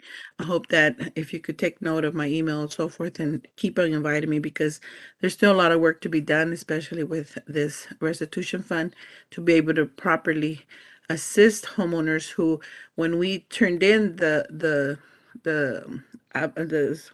claim form, it was a challenge. It was a challenge to come up with how. So hopefully now you guys know more and could include me again into what we're doing to make that restitution solicitation a better, more effective way to help California get out of this mess.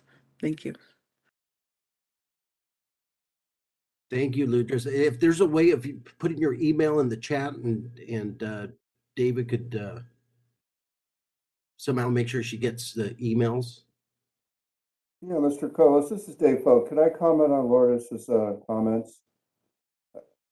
I would just like to really thank her for her help in establishing the fund, and she served as a liaison to Central Valley financially injured solar consumers. We could absolutely use her help again. We do have a full-time Spanish-speaking investigator that's assigned to Central California, and that's Danya Vaquera. And we could use her help because initially we sought to prioritize the complaints that we'd already received from consumers in Central California that had resulted in revocation and many times criminal convictions of individuals, but we haven't had the response that we hoped. So it's, in a way, that's delayed restitution to some of those consumers. I also wanted to mention that the task force is very motivated to processing these claims in a responsible manner. And after we sent you your script yesterday, I had one of the task force members bring in 5 more approved claims for a total of $98,000. So things are really coming together.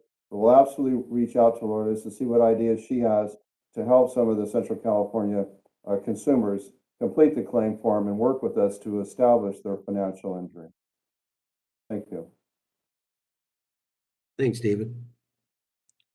Shelley, is there any further public comment?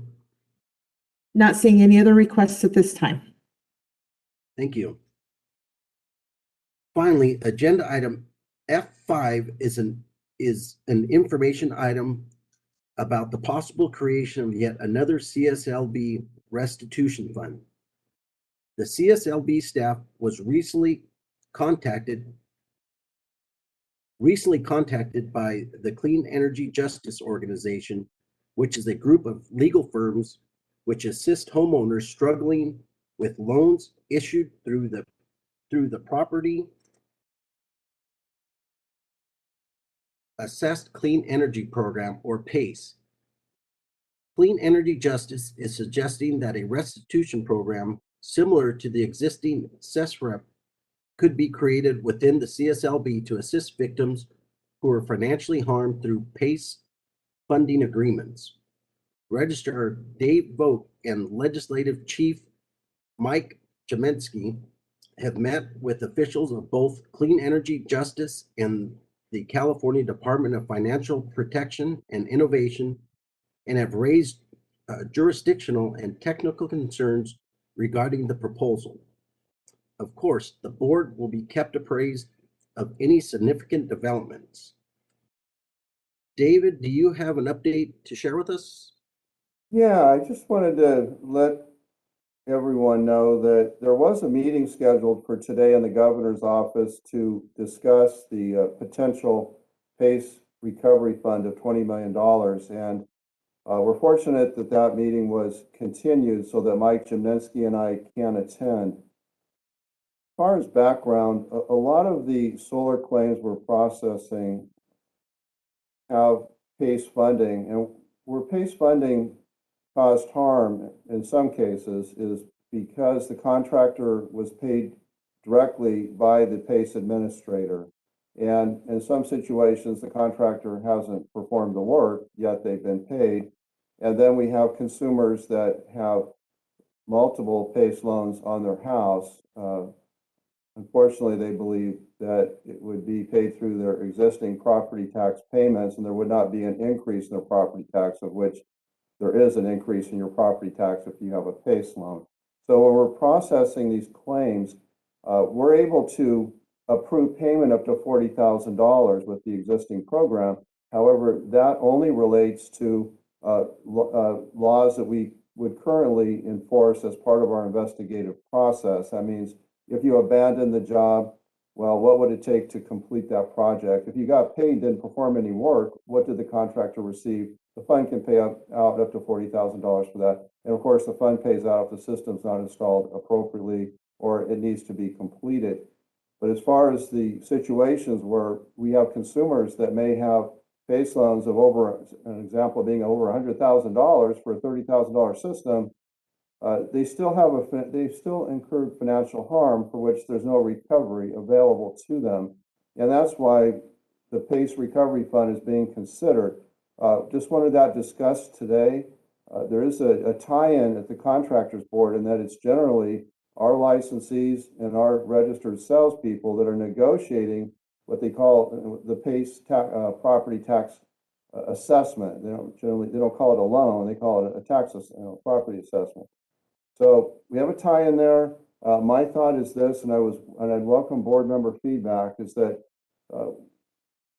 as far as establishing it under CSLB, there would have to be a certain agreement that CSLB would receive authorization to hire staff for this recovery fund. Now, for the one that we're implementing today, we were provided $1 million for administering the fund. We did use our existing staff, which it's not optimal, and I'm not suggesting that we would do that for a new fund, because the staff that are working the recovery fund had assignments they were working on before transitioning into that role. So you would need to have new staff dedicated to the fund. There need to be an implementation period, and there also needs to be an agreement with the Department of Financial Protection and Innovation, or DFPI. They used to be referred to as Department of Business Oversight, or DBO, because they have jurisdiction over the PACE administrators.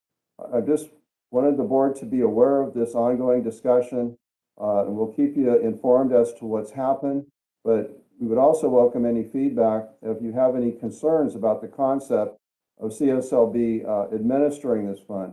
The benefit of it is it would provide restitution to consumers that have suffered a significant financial harm because of predatory PACE loan. And that is not in any way to say that anything negative about the PACE program. It's gotten a lot better under DFPI.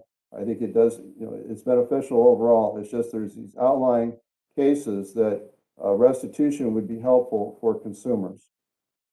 Thank you. Thank you, David, for that update. This is an informational item only. No action is required of the board. Any comments from board members? Shelley, is there any? Rodney, I do have a comment on that. I'm having some internet difficulties. Yes, per what David stated, I do know PACE loans have been rampant where contractors were taking advantage of consumers. I appreciate what David stated when the individuals and contractors are breaking the law, the CSLB is going after them. But that partnership of a recovery fund for PACE loan specific with CSLB oversight, if there is a possibility there, I would look into it, because I trust CSLB staff and being able to recognize the issues and making sure that, especially when the sales individuals for the contractors are listed on our websites, and then if a homeowner looks at the website and says this particular contractor is capable of doing the work, and they're a registered salesperson, there's some trust there. So I do think there is a segue somewhere there, and I appreciate Register folk that you do look into it. Thank you. Thank you, Michael. Any other board comments? Shelley, is there any public comment? We do have one request from Lourdes Oliva. I've sent the request to unmute your microphone.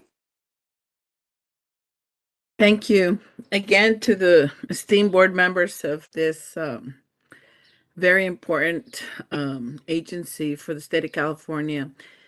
You know, the CSLB has always been the best resource that small businesses has to support their business. Because before, you know, people would get defrauded, especially contractors who would defraud or scam homeowners. And now at least we have a middle ground where we could move forward with. What I want to say about this restitution fund being established, because it is a dire need. I mean, California since 2013 has been held hostage by these sort of solar and renewable energy loans, or assessments as they call them. I say hostage because when you can't have the county who records your property tell you, the homeowner, that this is happening, that is not fair. When you have an industry who has the power to move contractors to tell them you should fight against this or this restitution program because it's going to affect your workload, it's going to affect your employment, and mobilizes them to be a voice out in public that they don't want this to happen. It's very sad, because at the end of the day, it's the same people who they move the small contractors or the workers to go and say something against this restitution fund that they ended up needed themselves. PACE to this day is still covering themselves like wolves with the sheep's skin, because just this last month, a contractor, you know, in October, goes to a 30 seconds. homeowner and tells them you are covered, and then PACE turns around, no, it's not my fault, it's the contractor's fault. PACE needs to be regulated more, and this restitution fund is in dire need for all Californians to finally find some help from this financial limbo in paper that we have no rights to. So thank you. Thank you, Lourdes.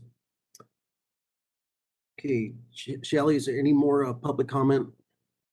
Next comment comes from Josh Buswell Charcow. Your microphone is unmuted. We can. Okay. First of all, hey, Lulu, it's Josh. You should feel free to reach out to me if there are new cases that we don't know about, and we can see what we can do. I'm with the California Solar and Storage Association, and to the board as well. We have a customer intake form. When customers have been taken advantage of, they can complete a form with us, and we can reach out to the companies on their behalf and see if we can resolve disputes. We've been able to do that with a number of PACE assessments. So, and I'm happy to put that link so you all have that in the chat. But Lulu, you and I can talk as well, because obviously, you know, we want to help however we can.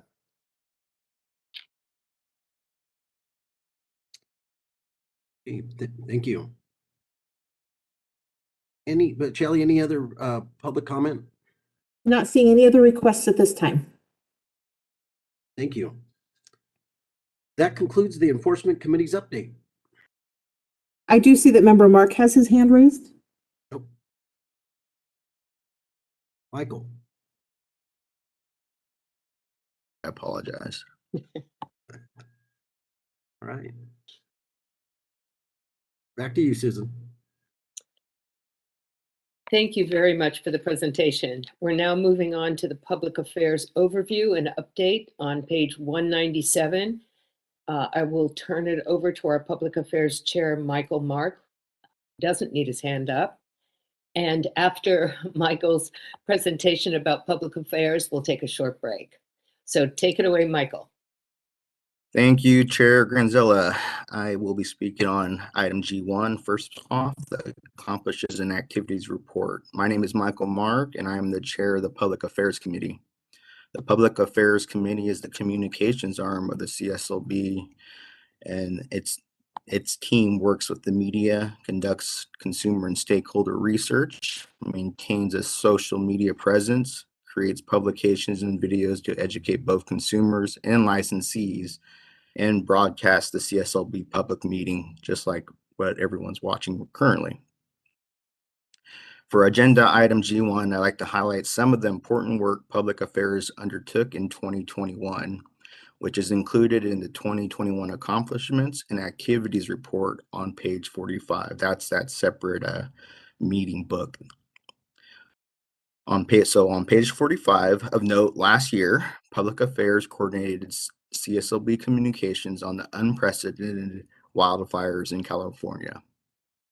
While CSLB licensed staff provided in-person staffing at 9 local assistance centers in counties throughout California, public affairs staff ensured emergency-related materials were available to share with disaster survivors and ensured the Disaster Help Center on the website was consistently updated. Public Affairs then conducted outreach to congressional and state legislature offices, as well as building departments and chambers of commerce in the affected areas. Public Affairs also issued a press release that warned wildfire survivors about the dangers of using unlicensed contractors, and staff posted that messaging on social media. These communications were critical for those devastated by wildfires to help protect them from unscrupulous, unlicensed contractors.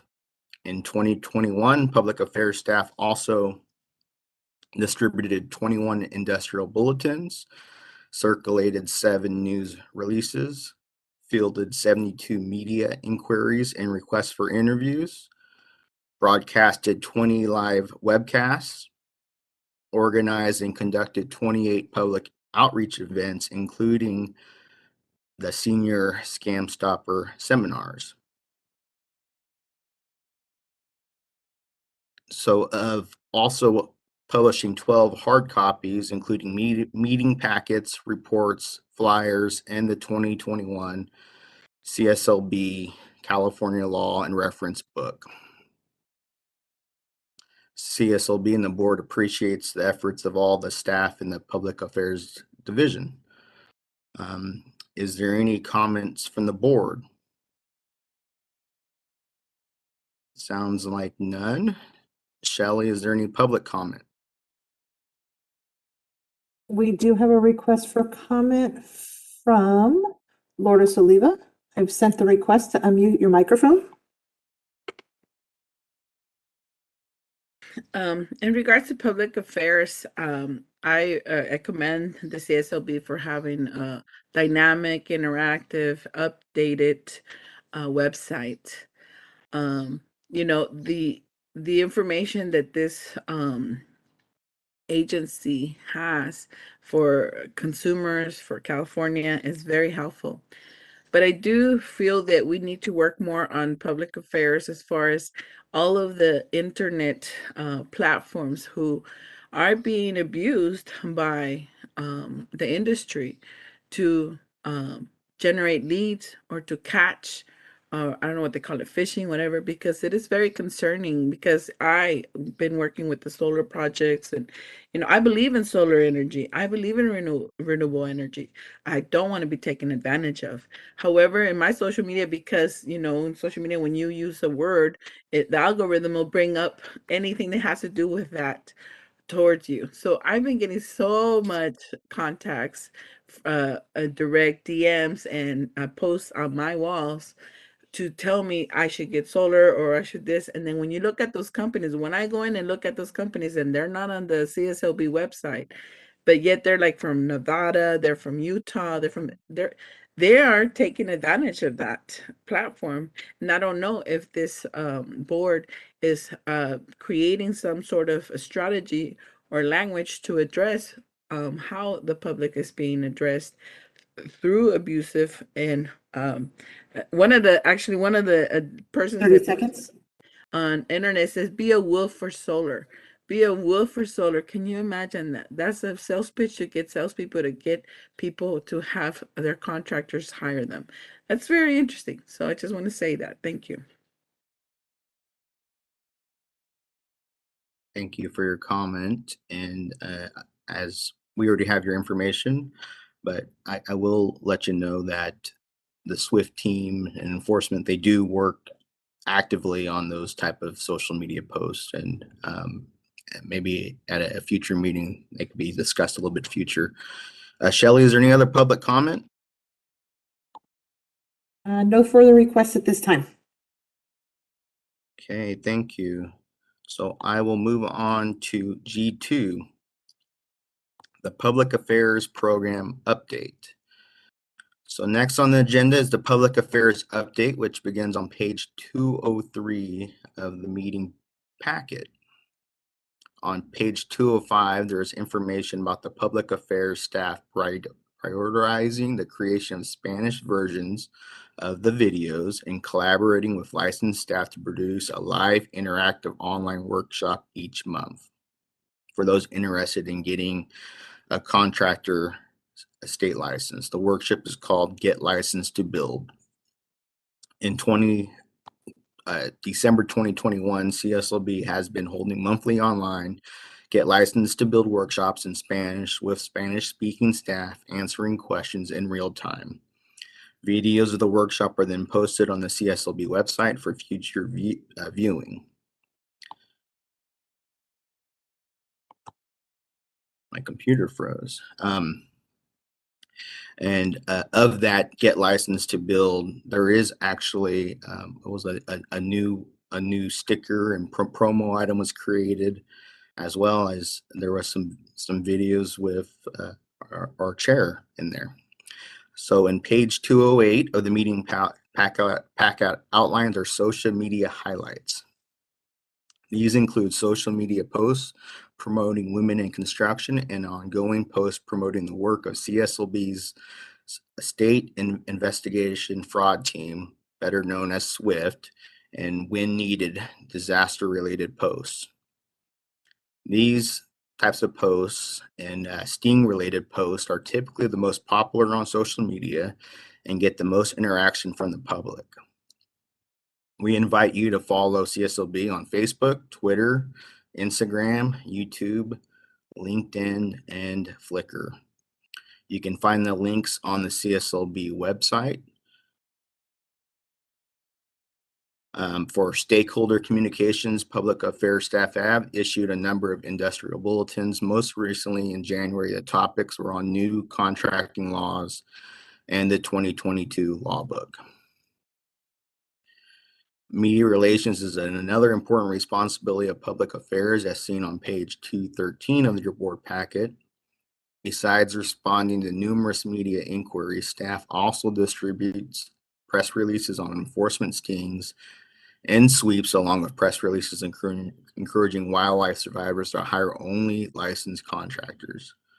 On page 214, you can see we are working with California legislators on consumer and senior scam stoppers workshops that were held via Zoom. Hundreds of consumers have been reached in person at these events, and the videos are posted to legislators' websites when they get more views. On page 216, we include a list of graphics and publication projects completed by our public affairs staff, including the 2022 law book. And finally, staff regularly updates the employee intranet sites with stories, photos, and informational updates. The public affairs staff continues to further CSLB's communication objectives, and we thank them for their hard work and dedication. So, obviously our social media is working. We have one person attending this meeting just because they saw the Facebook post, right? Making public comment. So we applaud our public affairs team for doing all the hard work. And it's hard to keep up with social media sometimes. And when we're talking about Twitter, YouTube, Facebook, there's so many different sources of and ways for us to get information out there. So is there any public comment or is there any board comment?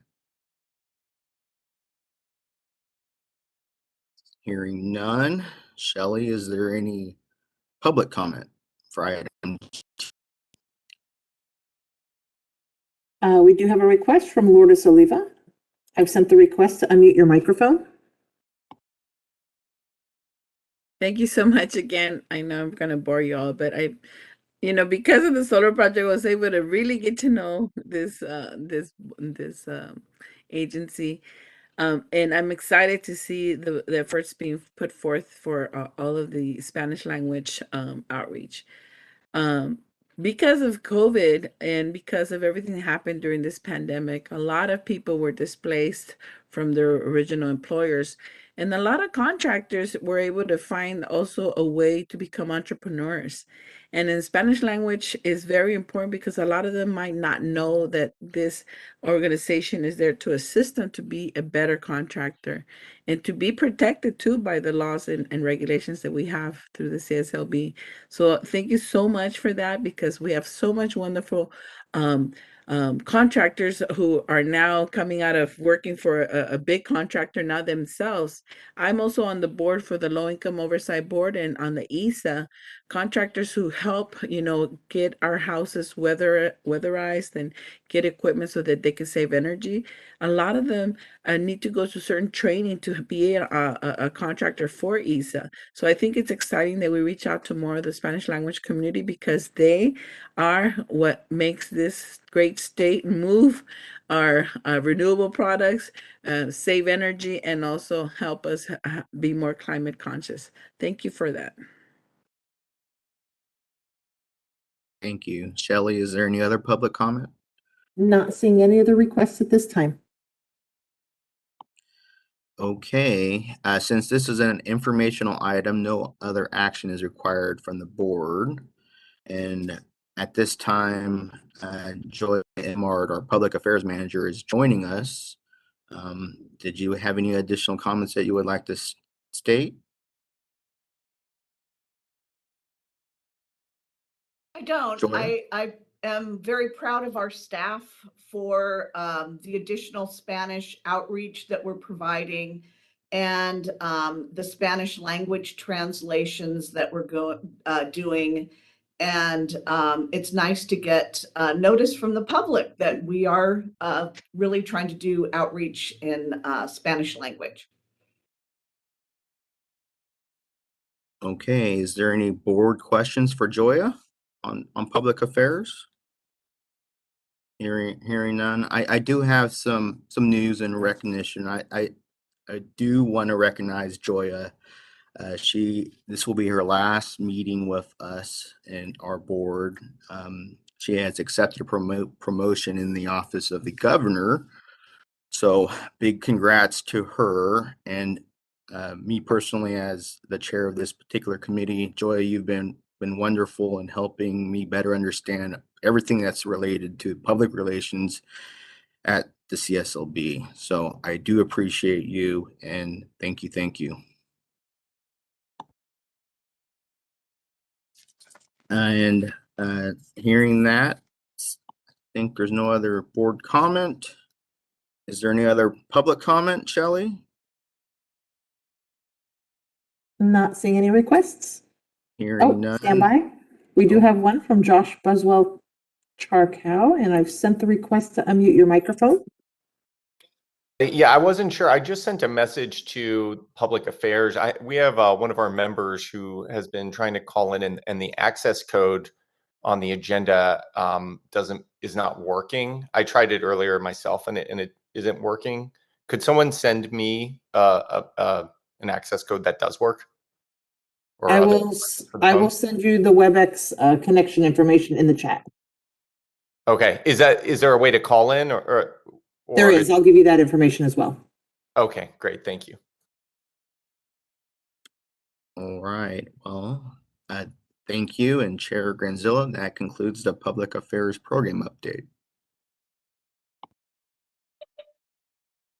Thank you, Michael and Joya, for the presentation. So it is now 11:01, and I think we should take a break at this point. We will take a 10-minute break, and we will be calling roll call at 11:10 for board members to be back online, and we will continue with the meeting. Thank you. Before we go, I do have my hand up. I don't think Shelley saw it. I just wanted to take a moment of personal privilege and to also thank Joya for her time in her position. When I was chair of public affairs, she helped me tremendously. And I just wanted to congratulate her and say thank you for her time. Thank you. Thank you for that comment. All right, see you back in now 9 minutes. Thank you.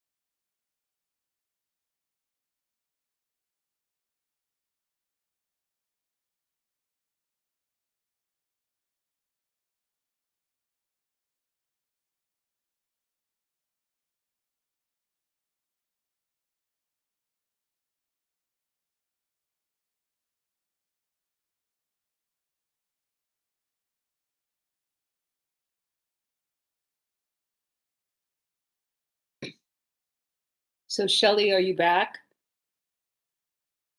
I am. Oh, good. And Mariah, are you on? Am. Very good. So let's see if we can do a roll. Here. Frank Altamura. Here. Rodney Kobos, excused absence. David De La Torre.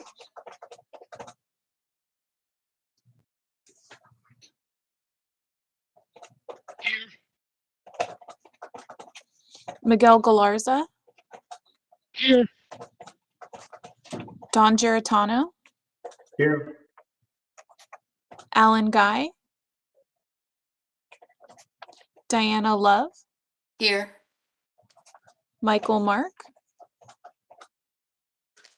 Steve Pinelli. Jim Ruane. Here. Johnny Simpson. Here. Mary Teichert. We have a quorum. So moving on to legislation, which begins on page 223. I turn it over to our legislative chair, Jim Ruane. Thank you, Chair Granzella. We will begin the legislative agenda with item number 1, Accomplishments and Activities Report. First, I'd like to highlight some legislative achievements for the calendar year 2021. The 2021 Accomplishments and Activities Report was provided to you as a separate publication with this meeting's board packet. Legislative staff was able to successfully ensure the passage and enactment of 2 CSLB-sponsored bills in 2021. AB 246, which made the illegal dumping of construction debris a cause for license discipline, and AB 569, the bill that increases the maximum civil penalties CSLB can assess for law violations to modern-day costs. Staff was also directly involved in other measures by providing technical assistance on the bills that resulted in the restitution fund at CSLB and the bill that increased CSLB's application and license fees to address the board's structural budget imbalance. I'd like to congratulate the legislative staff. Great work for 2021. And now we'll get on to the legislative update. Item 2A, update on previously considered 2021-2022 pending legislation. Beginning on page 229 of your packet, this section of the agenda is an update for the board on 2 bills that the CSLB has already acted on. The first is AB 646. This bill would provide contractors whose licenses were revoked for a criminal conviction that is later expunged can provide that expungement for CSLB so that it may be reflected in the license record as appropriate. The board has support positions on this bill from 2021. I refer to Chief Legislation Mike Jamnetsky to provide any information or updates for the board on this bill. Mike, do you have anything? Thank you, Mr. Committee Chair. As Mr. Ruane stated, the board supported this over a year ago, which is why it's here. We haven't heard about it. It stayed in the Assembly appropriations last year and moved to the Senate in January. So we just wanted to update you that it's moving again and remind you of the board's position from last March.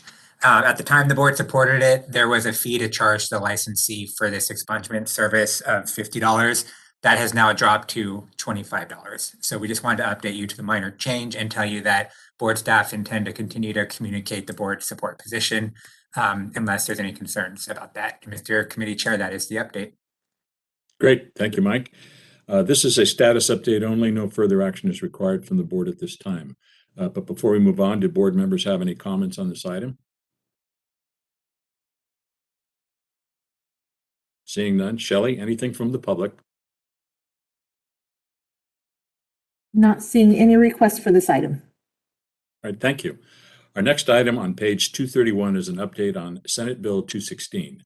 The CSLB-sponsored bill would require C8 concrete, C20 HVAC, and D49 tree service contractors have a certification of workers' compensation insurance on file with the CSLB in the first year and for all contractors after 3 years.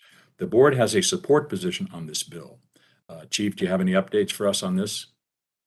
Thank you, Mr. Committee Chair. 3 updates for the full board about the CSLB-sponsored workers' compensation bill. We did report these updates at the January Legislative Committee meeting. So there's a change to the fiscal impact that the board reported last year. It's gone up about 30 or 40% because of the licensing fee increase for renewals. So this fiscal is based on really the speculation that some licensed contractors may not renew their license as opposed to having to get workers' comp. It's guesswork, but it's a possible concern. That's where the fiscal comes from. And we just wanted to report that it's gone up a little bit, well, significantly because of the fee increase. But again, it's really difficult to predict exactly how the population will react.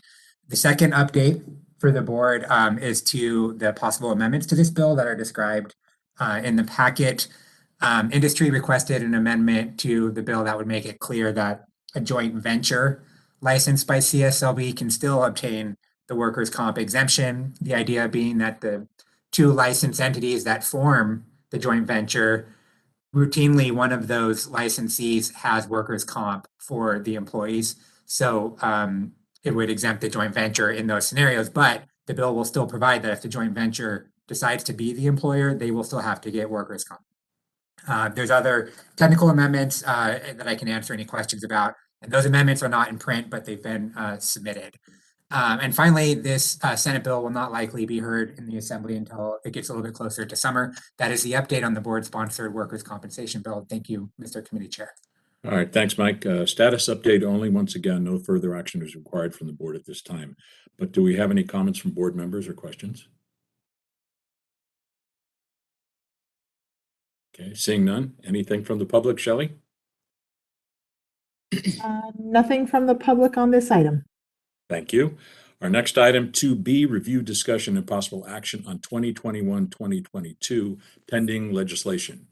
We are now on page 234. As you know, CSLB legislative staff go through all the bills that are introduced or amended each and flags the measures that affect the board or that the board may wish to take a position on. Sometimes the legislature acts on those measures before the board has an opportunity to weigh in, which the board procedural manual has a process for addressing. We will discuss two of these measures shortly. First, let's move to AB 1733 on page 234. This bill would authorize state agencies like the CSLB to hold public meetings remotely as long as one physical location is provided that the public can access to observe the meeting remotely. Mike, will you provide us an update regarding this item? Thank you, Mr. Committee Chair. The bill is still located where indicated in the packet. It's been referred. So as you know, our board meetings have mostly been over teleconference the last couple of years rather than in person. This bill would basically change the statutory definition of the word meeting for the purposes of Bagley-Keene to include teleconference. And it provides some procedures for allowing teleconference meetings to be held with specific requirements as described in the bill. Not much other than that to add to what's in the packet, Mr. Committee Chair. Okay, thank you, Mike. The staff recommendation is that the board support this bill. This would include the authority for staff to communicate this position in written letters and public testimony. At this time, I'll entertain a motion and a second.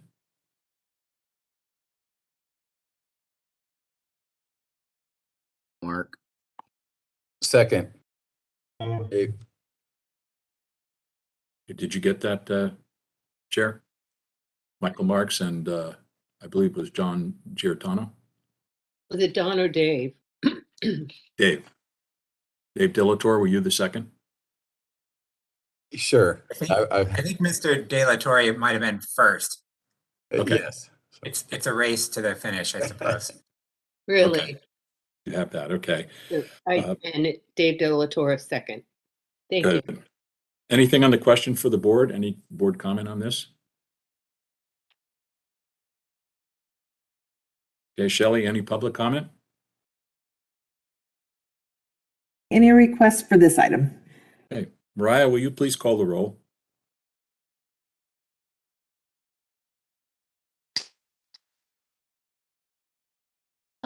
Aye. Frank Altamura, Aye. Rodney Kobos, excused absence. David De La Torre, Miguel Galarza,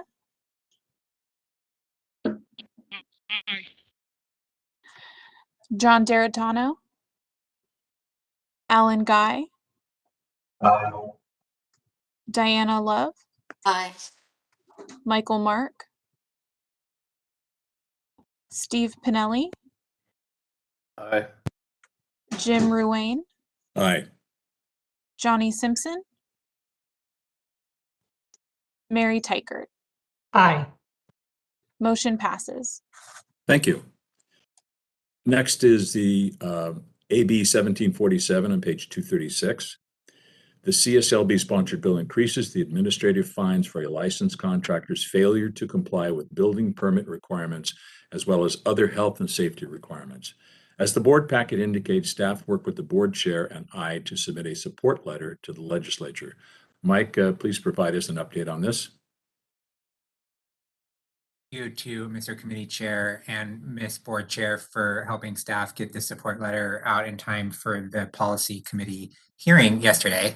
As the packet indicates, there was a hearing and I did testify in support of our CSLB sponsored permit bill, and I'm pleased to announce it was passed out of the Policy Committee and onto appropriations. And also a special thanks is due to Mr. Board Member Michael Mark for helping staff get the word out on this bill. Thank you so much. And back to you, Mr. Committee Chair.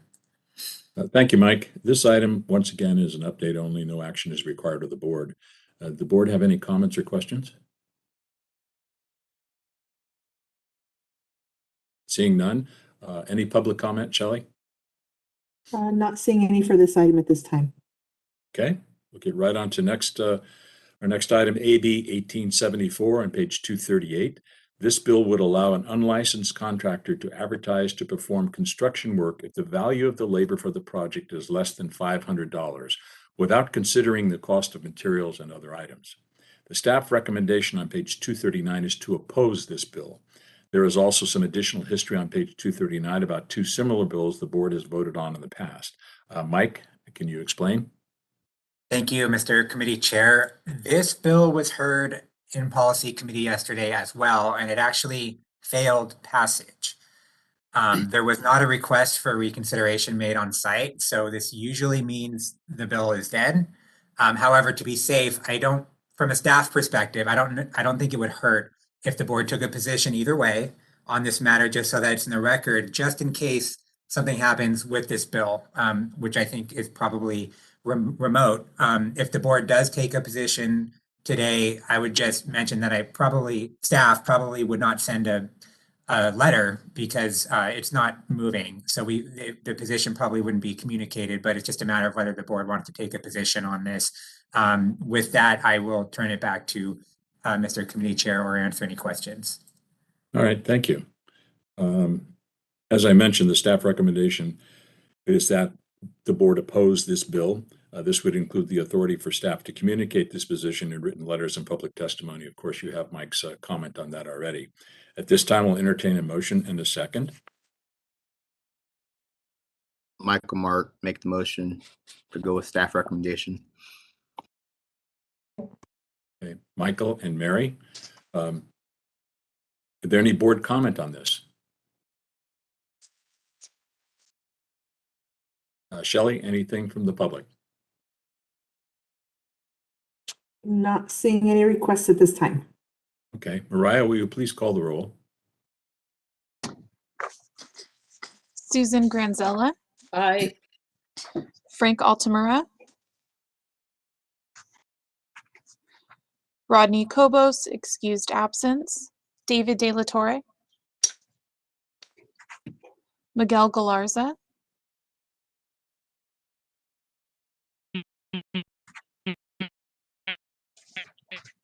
Don Giratano, Aye. Alan Guy,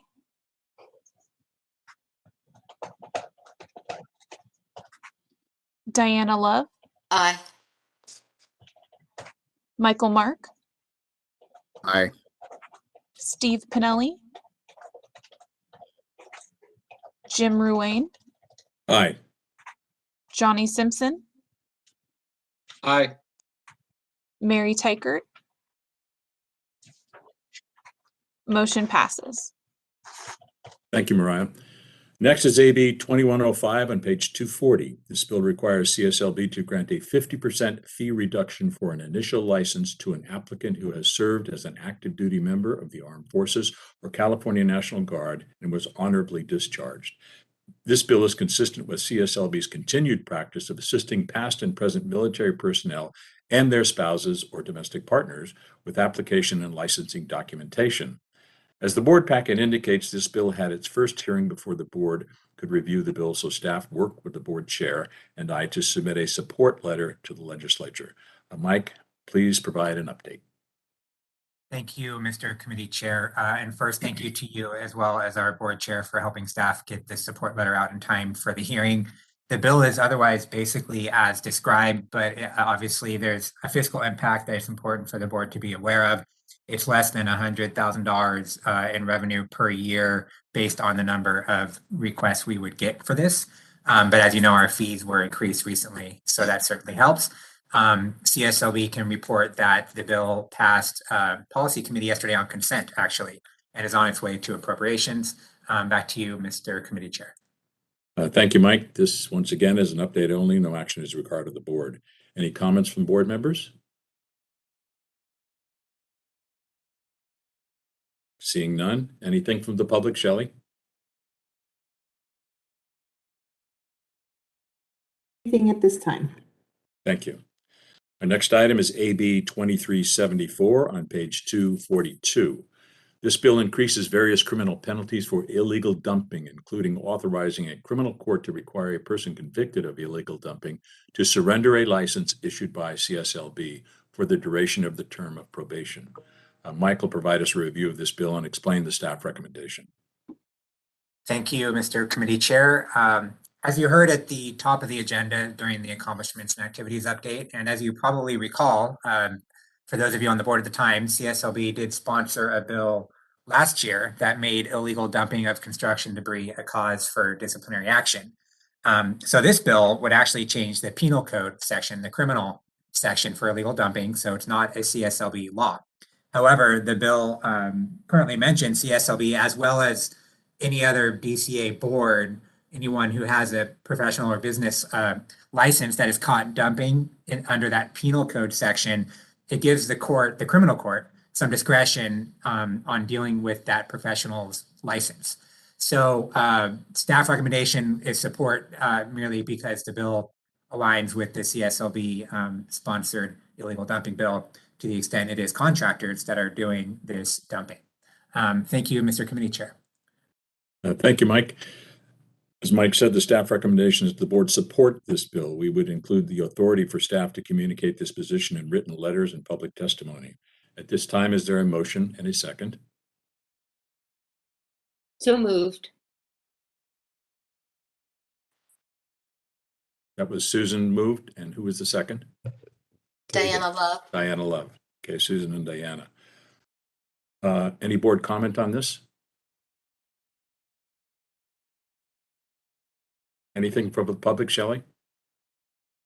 Not seeing any hand raises or requests for comment in the Q&A or chat at this time. Thank you. Mariah, will you please call the roll? Susan Granzella, Aye. Frank Altamura, Aye. Rodney Kobos, excused absence, David De La Torre, Aye. Miguel Galarza,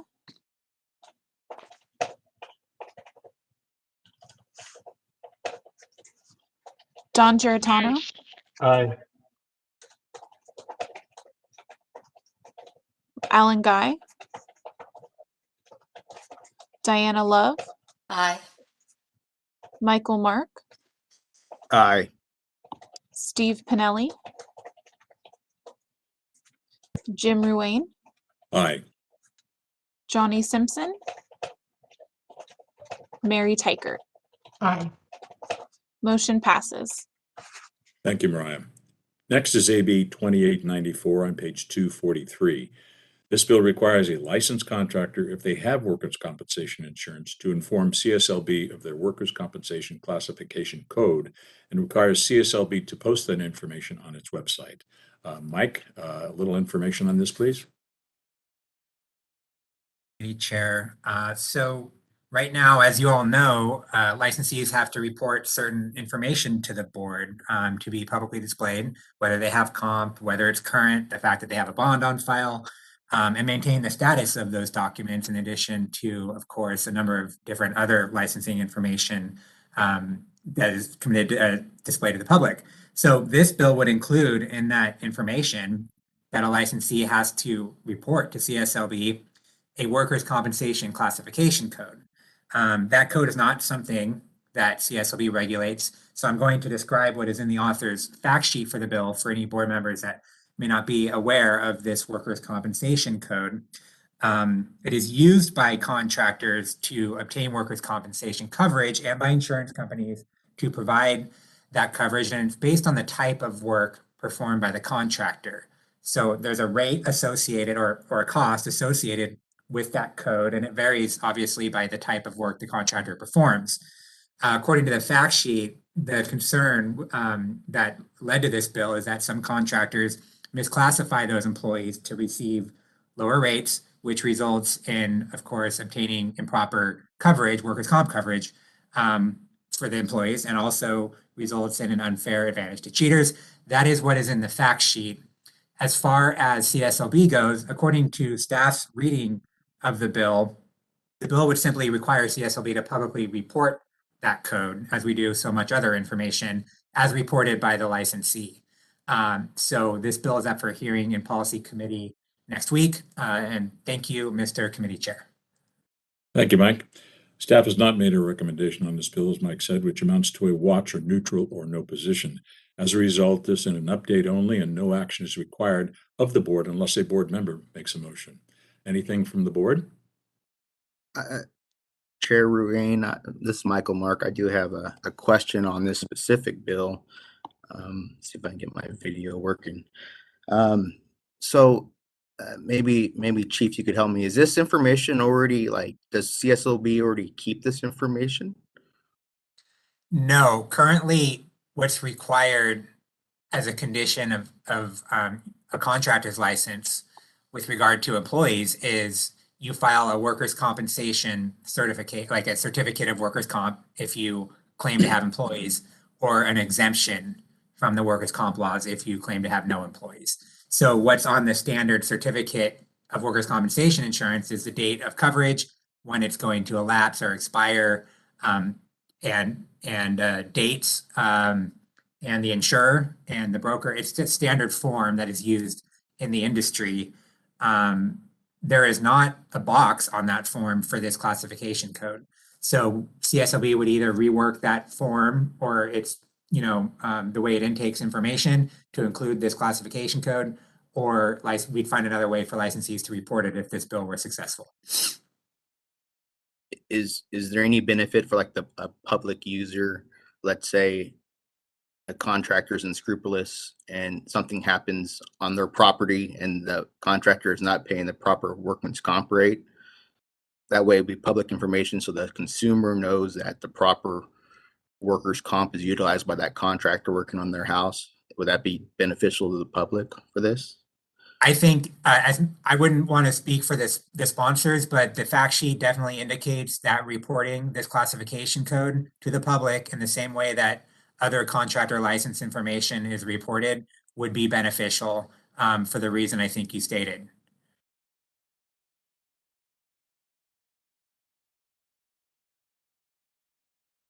Anything else, Michael?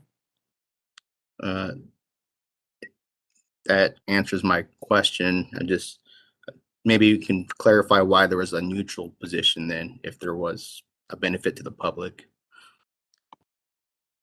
I think staff wants the opportunity for the board to weigh in on whether this, I think the issue somewhat for CSLB is that we don't regulate misclassification of workers and premium fraud and that sort of thing and cheating. You either indicate you have employees with us or you don't, and we don't get into the details of your payroll. So this bill would require reporting information as it relates to your workforce, and so just have the board weigh in, and I'm trying to find the statement in the fact sheet to really hone in on your question here. Yeah, the fact sheet indicates that the CSLB license lookup tool shows whether or not a company carrying workers' compensation insurance policy, but does not indicate the 4-digit workers' comp code associated with obtaining the policy. And so I think the sponsors, who are the District Council of Iron Workers, believe that it would be beneficial to include this workforce information along with the licensing information that has to be reported to the board. I hope that answers your question. And I invite Mr. Fote to weigh in if he has any thoughts on this as well. Of thoughts. One is, I think it's helpful always to have information available to the public, but I'm not aware of any consumer harm that's occurred because of a contractor that's not accurately reporting to his insurer the type of workers that he or she is employing. So I think that's, the concern that we had when we discussed this bill is that we really need the construction employers to weigh in. This is another obligation for them to make sure that when they're filing, they're reporting the workers' comp, that they're accurately reporting the workers that they currently have and keeping that up to date. And so without knowing if the different construction employer associations are in favor of this, it seemed to reach to recommend that it be supported. It's just another employer obligation they have to comply with.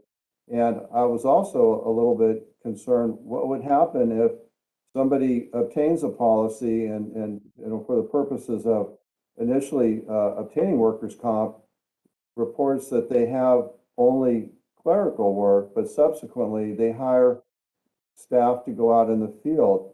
I know from prior experience that you have 12 months to report to your insurance carrier a change in the workforce, the number of employees you have. So without having the information available to us from the different employer groups, we were reluctant to recommend a support, but that is why we put or recommended neutral at this time.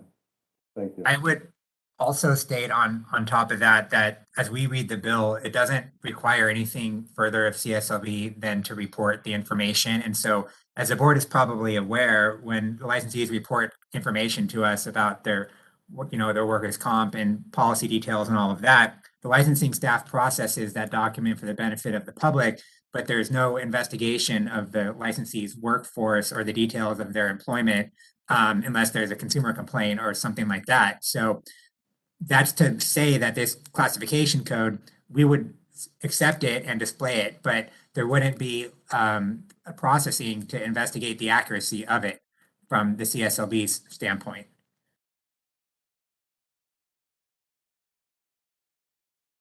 Probably a lot of my questions. Okay, and I think a lot of the enforcement part of it is going to stem from the audits that occur between the insurance companies and the workers' compensation appeals board. A lot of that's going to get fleshed out pretty quickly, because it'll be pretty obvious in the audits as to who's doing what and who's not doing what. So I think to put it on a license is fine, but it's just another thing the contractor has to do. And assuming the CSLB has no enforcement in that particular realm, it's like I said, I'm neutral on it. Anyone else from the board like to speak on this?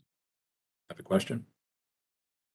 Well, I would, because normally when many of these things start, there's always a consideration on the impact of the staff. What is the time that will be involved? What do they actually do with that information? And that's always a consideration that affects our neutral support or not support some of these. So I would say that we need some more information about this. And, further down the road, if they are submitting the information on the workers' compensation code incorrectly, how does that impact their license? And many other questions that are always involved when we add a new layer of monitoring, really, if you will, for CSLB. So I just wanted to add that. Good. Anyone else? Yeah, Alan Guy here. Yeah, it's my understanding with this that you report multiple codes as a business. So there wouldn't be just one code. for a contractor. So I'm not sure what adding one or multiple to the license website, because you could still misreport, which doesn't sound like it's a contractor state license board issue, as was previously mentioned. Anyone else? Shelley, anything from the public? We did have a hand raised, but that hand is, yes, we do. Eddie Bernacci sent you a request to unmute your microphone. Thank you. Eddie Bernacchi with Politico Group, representing a plethora of different union signatory contractors association. I would just like to add, we're working with the sponsors on this bill to determine what that reporting would look like. As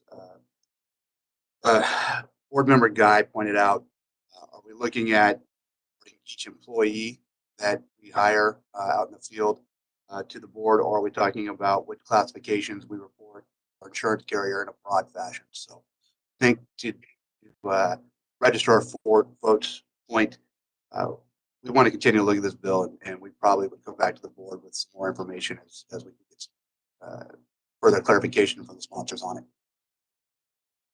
All right, great, thank you. So Michael, keep us posted on any future developments on this. 100%. Okay, thank you. Anything else, Shelley, from the public? Richard Markison, I saw your hand was up. Did you have a comment on this one, or I want to make sure that you lowered your hand and not there wasn't a problem with WebEx? Okay, he's good to go. We are clear. All right, thank you. We'll go on to our next item, which is Senate Bill 1237 on page 244.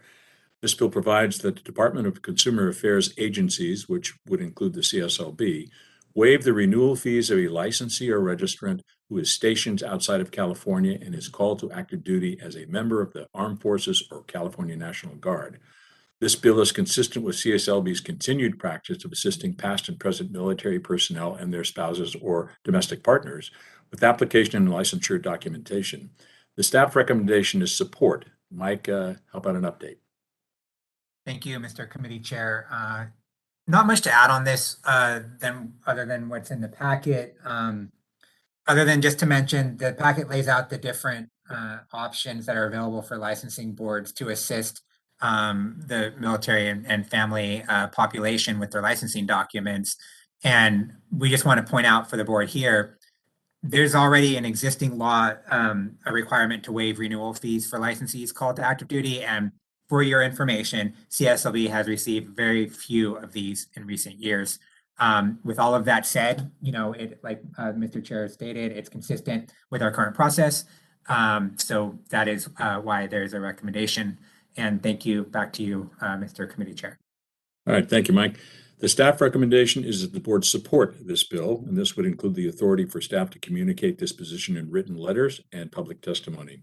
At this time, I'll entertain a motion on this bill. Make that motion. This is Diana. I'll second it. Okay, Johnny Simpson, Diana Love, second. Any board comment on this? Okay, Shelley, any public comment? Hand raises or requests in the chat or Q&A at this time. Please call the roll. Susan Granzella, Aye. Frank Altamura, Rodney Kobos, excused absence, David De La Torre, Miguel Galarza, excused absence, Don Geritano, Aye. Alan Guy, Diana Love, Aye. Michael Mark, Steve Pinelli, Aye. Jim Ruane, Johnny Simpson,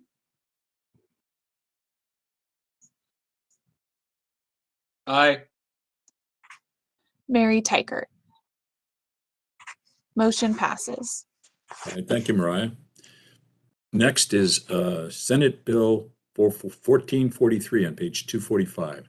This bill changes the statutory sunset date of the CSLB from January 1st, 2024 to January 1st, 2025. Mike, how about an update? Chair. So many of the board members are aware of CSLB's sunset review by the legislature every 4 years. The boards and bureaus are subject to review on their own cycle and statute. And COVID-19 threw off that cycle for the boards and bureaus. So they were all adjusted in their statutes, and CSLB is included in this bill. There's been more than one, along with the dental board, board of accountancy, and architects board, and others. So it's to, my understanding is it's to assist the legislature in managing the sunset review that was delayed by the pandemic. And that is the update. Thank you, Mr. Committee Chair. All right, thank you, Mike. Staff has not made a recommendation on this bill, which amounts to a watch or staying neutral. As a result, this is an update only and no action is required of the board unless a board member makes a motion. Anything from the board?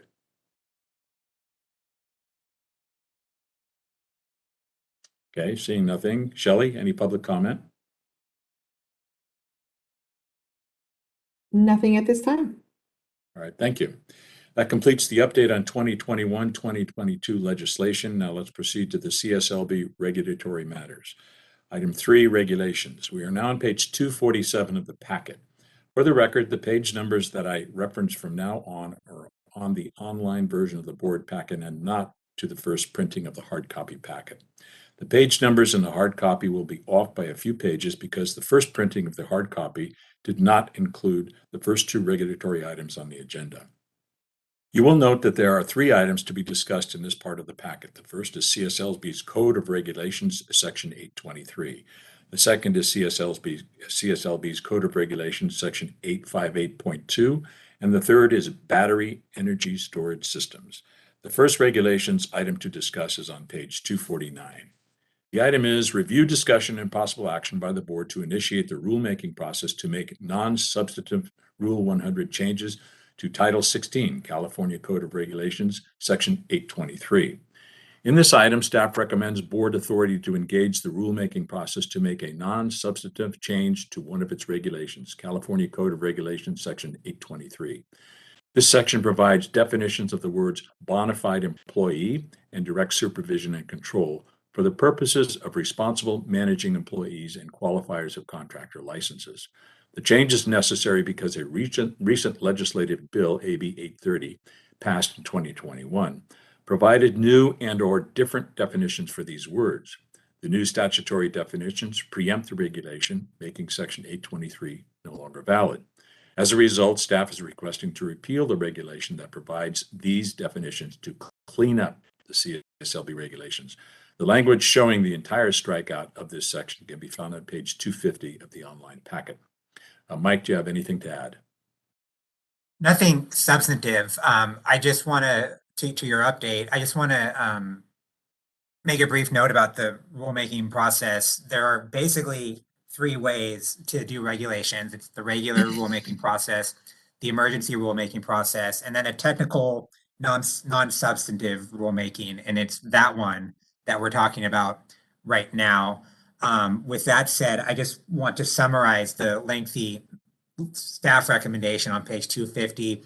The first paragraph just allows staff to engage that non-substantive process to change the rule. And then the second paragraph basically says, in case one of the control agencies decides that this is a substantive change, after all, to authorize staff to go through that process. And that's all, Mr. Committee Chair. All right, thank you, Mike. The staff recommendation can be found on page 251 of the online packet. At this time, is there a motion?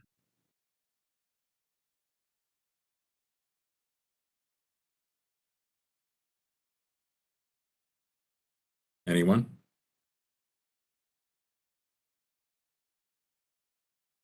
Okay. This is Mary Tykert. I'll second.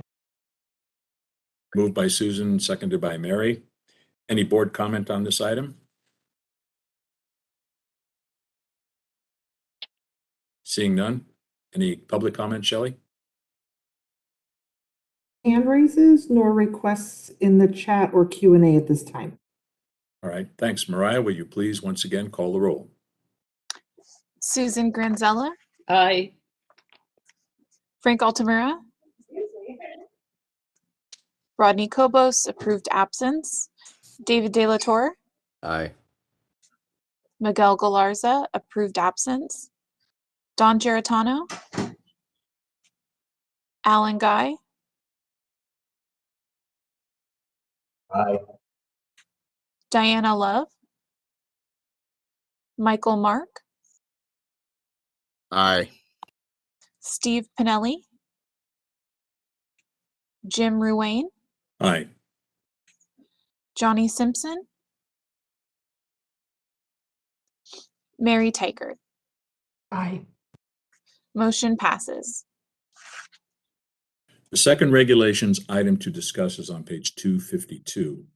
The item is review, discussion, and possible action by the board to initiate the rulemaking process to make non-substantive Rule 100 changes to Title 16 California Code of Regulations, Section 858.2. In this item, staff requests board authority to engage the rulemaking process to make a non-substantive change to one of its regulations, California Code of Regulations, Section 858.2.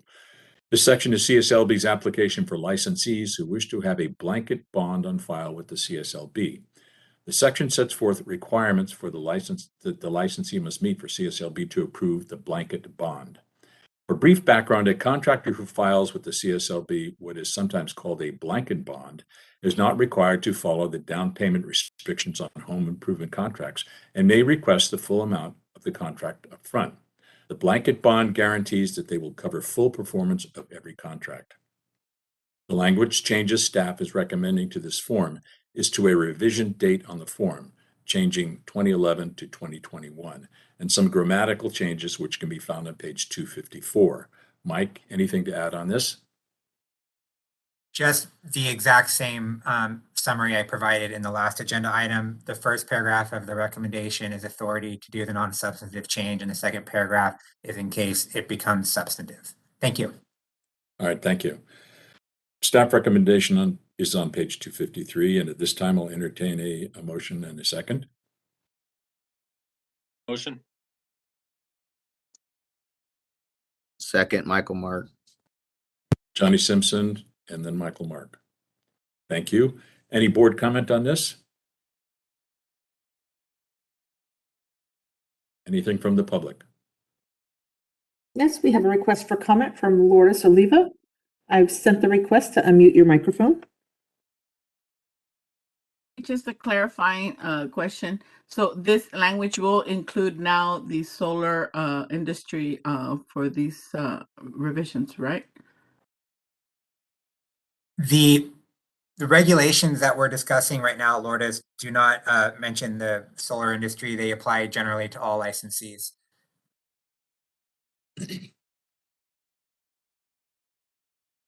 And with that, I do not see any other requests for comment. All right, thank you. Roll call, Mariah, please. Susan Granzella.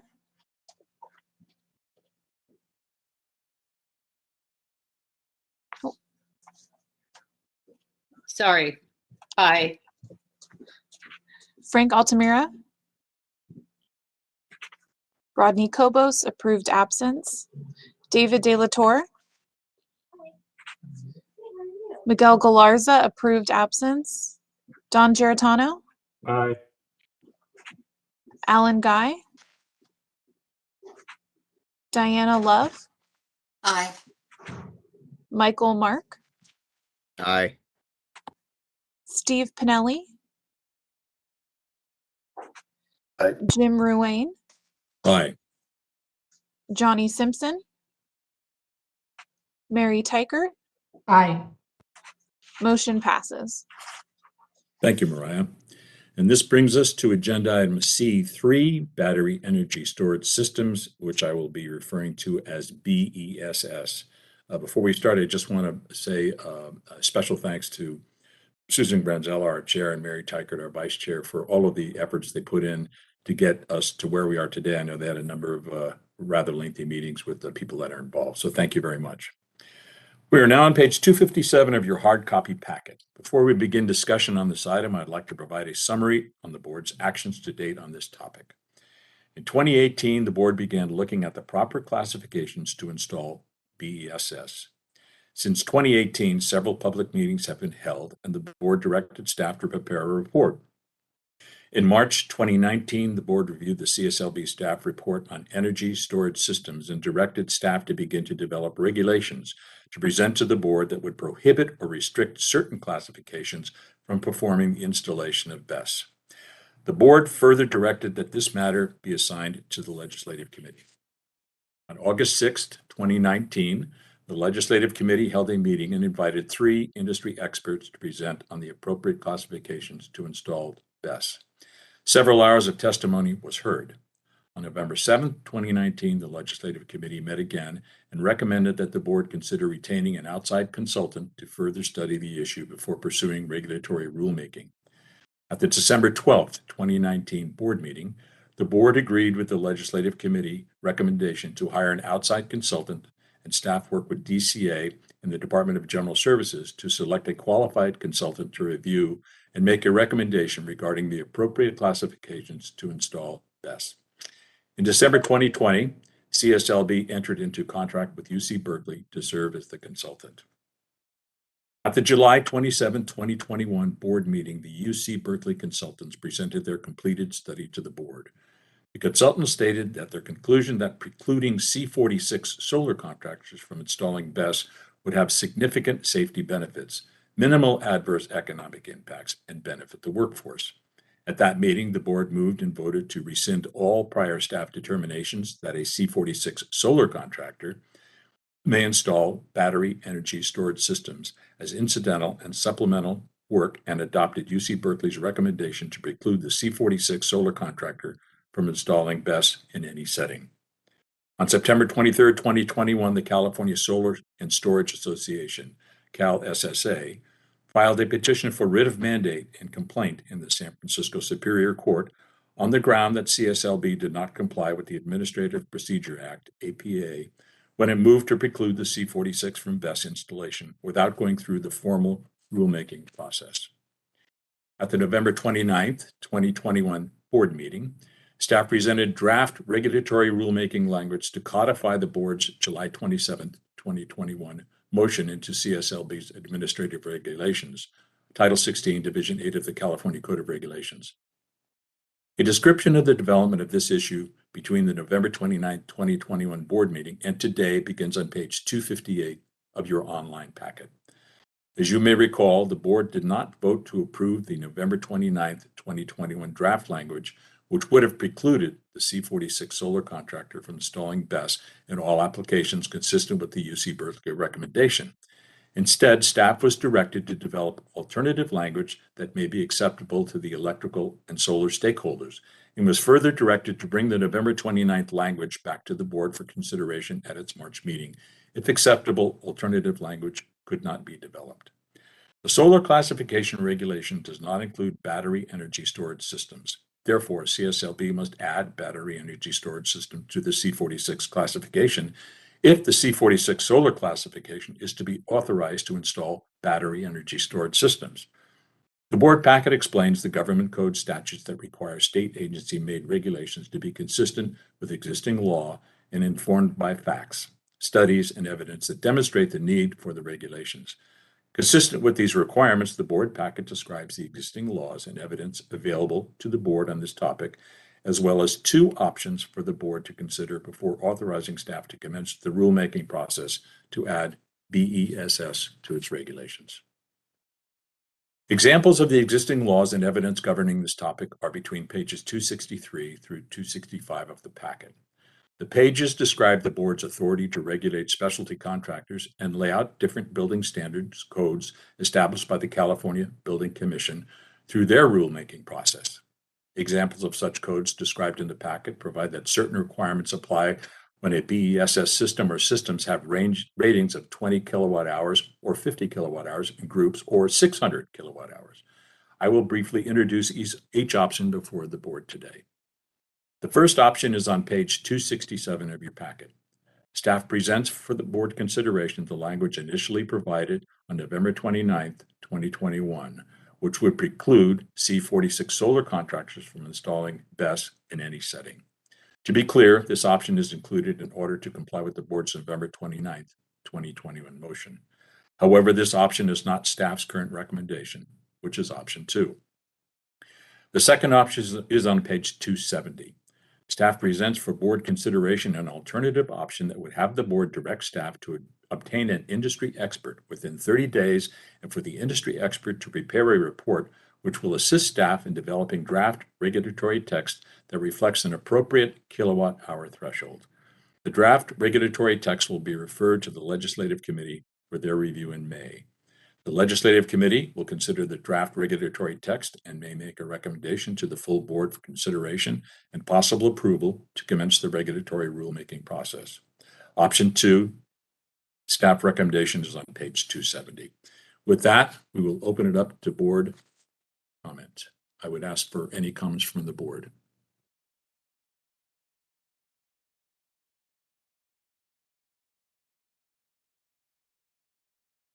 Anything from the board at all? This is Diana. Yes, Diana. I'm in favor of option 2 for us to continue with conversations between all the contractors involved on both sides. So I'm in favor of option 2. All right, thank you. Anyone else? This is Johnny. Where you Yes, Johnny. Can we go ahead and make a motion at this time? Why don't I finish here, and I will ask for a motion very shortly. Okay. It's all right. Anyone else comments on what I read? Okay. In a moment, I will ask if there is a motion. As previously mentioned, there are 2 options for the board consideration. Option number 1 is on page 267 of the meeting packet, and option number 2 is staff's current recommendation that is in the packet on page 270. As a reminder, option 1 would authorize staff to proceed with the rulemaking process using the draft language that precludes C46 solar contractors from installing BESS in any situation. Option 2, which is staff's recommendation today, is to direct staff to retain an expert to identify an appropriate kilowatt-hour threshold and draft regulatory text for legislative committee review in May, and to present a recommendation to the full board at the June 2022 meeting. However, as always, any member of the board is welcome to make an alternative motion. At this time, I'll entertain a motion.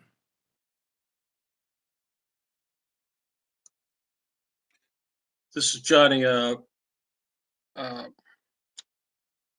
Like to make a motion to accept staff recommendation. Thank you. Do I have a second? Mary Tykert, I'll second. Okay, Johnny Simpson and Mary Tykert. Yes. May I just for the record read what the staff recommendation is, just to make sure we're properly capturing what the board is directing staff to do? Sure, That is Jason, okay. please do. Okay, thank you. So the staff recommendation is as follows: that the board directs staff to take all necessary steps to identify and retain an outside expert to consider best information received, perform additional fact-finding as necessary, and to provide the CSLB an assessment of whether authorizing a C46 solar contractor to install BESS to a kilowatt per hour threshold within 50 kilowatts per hour or another appropriate range supported by existing Title 24 codes is prevalent among the C46 contractors in the construction business and is consistent with ensuring public safety. In addition, the board directs staff to identify the expert within 30 days and direct the expert to return the report within 30 days after CSLB retains the expert. Upon receipt of the expert report, 1, direct staff to provide a copy of the report to stakeholders, and 2, if staff deems it appropriate, direct staff to refer this matter to the Legislative Committee for a public meeting to invite comment from relevant stakeholders and members of the public on the expert report. Following the Legislative Committee and any additional stakeholder meetings staff deems appropriate, draft regulatory language consistent with the expert report, and provide any additional relevant input provided and present it to the board at the quarterly June 2022 meeting. Thank you, Jason. And before we get into public comment, just one quick item. We did receive some correspondence early this morning from one of the stakeholders, and I just want to remind people, as a Reminder, the purposes of today's meeting, the board is not being asked to establish a threshold limit. Option number 2 would direct staff to identify and retain a subject matter expert, and the document would then be shared with this expert should option 2 be the direction of the board. So we're not asked to establish a threshold today. We want to give it to industry expert and see what they come up with. So having said that, I'll ask for public comment, and as we discussed earlier, we are limiting public comment to 2 minutes, please.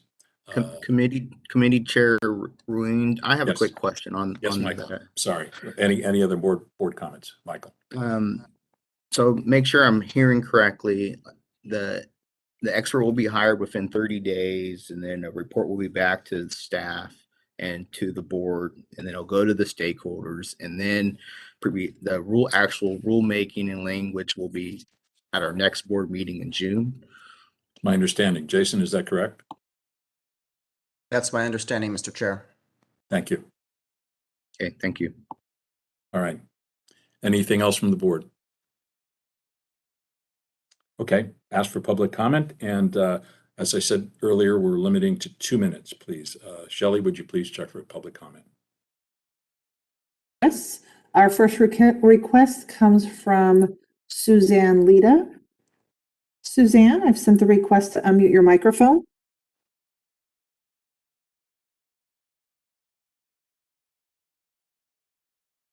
Can you hear me? We can. Oh, great. Thank you. Sorry, I just wanted to confirm. I'll speak briefly. This is Suzanne Lita. I am Senior Director and Head of Policy and Strategy at SunPower. I really want to thank the board for voting to further study this issue. I think that's the right approach. For those of you that are not familiar with SunPower, we've been in business for more than 36 years. We're a leading solar, battery storage, and energy services technology provider in across the United States, in all 50 states, and in California. We work with over 300 small businesses across California to install our systems on residential homes. And we have more than 140,000 customers to date in the state.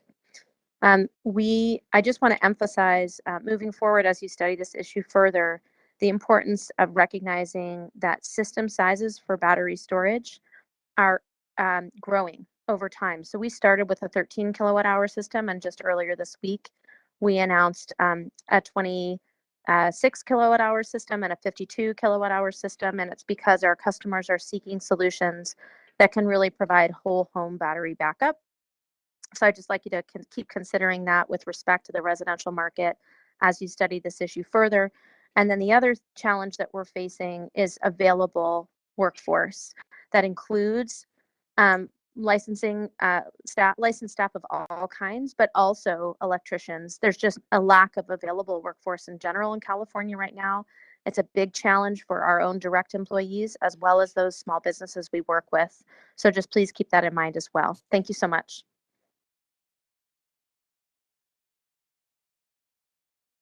Our next comment comes from Bernadette Del Cairo. Bernadette, I've sent the request to unmute your microphone.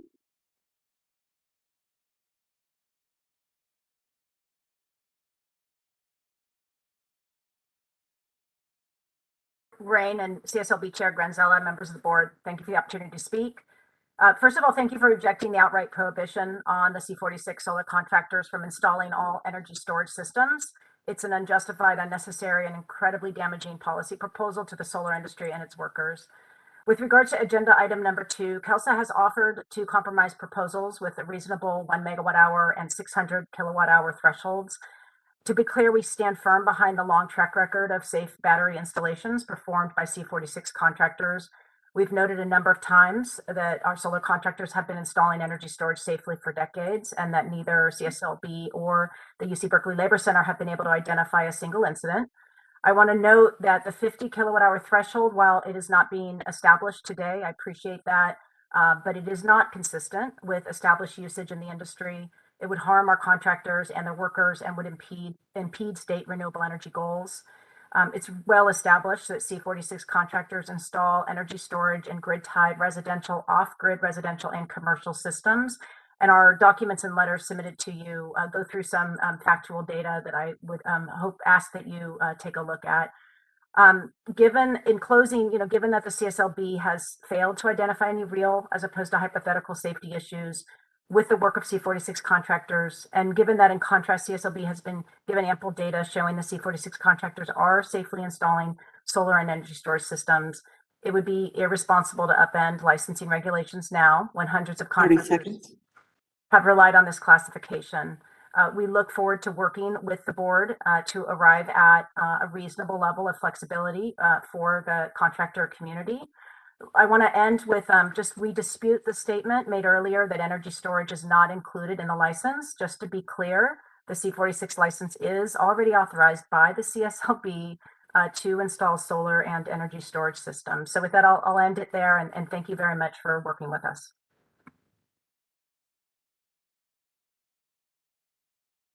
Thank you. Our next comment comes from Janine Cotter. Janine, I've sent the request to unmute your microphone. Thank you very much. Can you hear me? We can. Oh, wonderful. Thanks. First off, many thanks to the board. I know that you've spent a lot of time on this, and I really appreciate the board acknowledging the prevalence of C46 solar specialty contractors installing solar paired battery energy storage. Indeed, we have done it as an organization since our founding in 2004. My name is Janine Cotter, and I'm co-founder and president and C46 license qualifier for Luminalt, a majority women-owned solar and solar paired battery energy storage design build contractor based in San Francisco.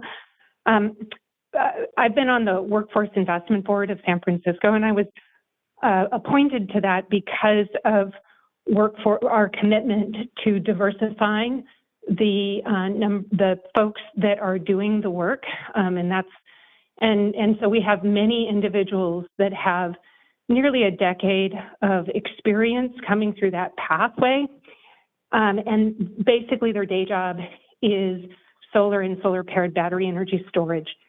In 2021, Luminalt installed 2.6 megawatt hours of battery energy storage paired with our solar systems.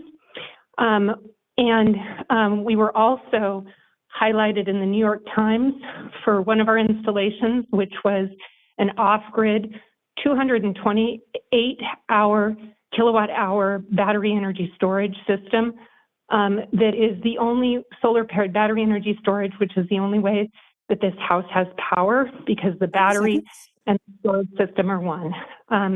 Storage systems are getting bigger as a result of decarbonization, and so I very much appreciate the board getting an expert involved to come up with a recommendation on the size assessment. Thank you very much. Thank you.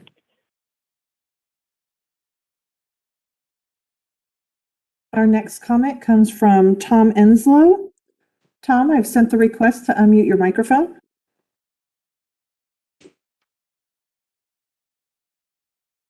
NECA Labor Management Cooperation Committee.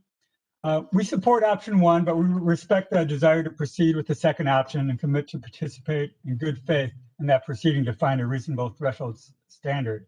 But as the board makes this decision, I want to remind them that CalSA's claim that this decision is going to disrupt industry or interfere with our state's energy state goals is simply not supported by the facts.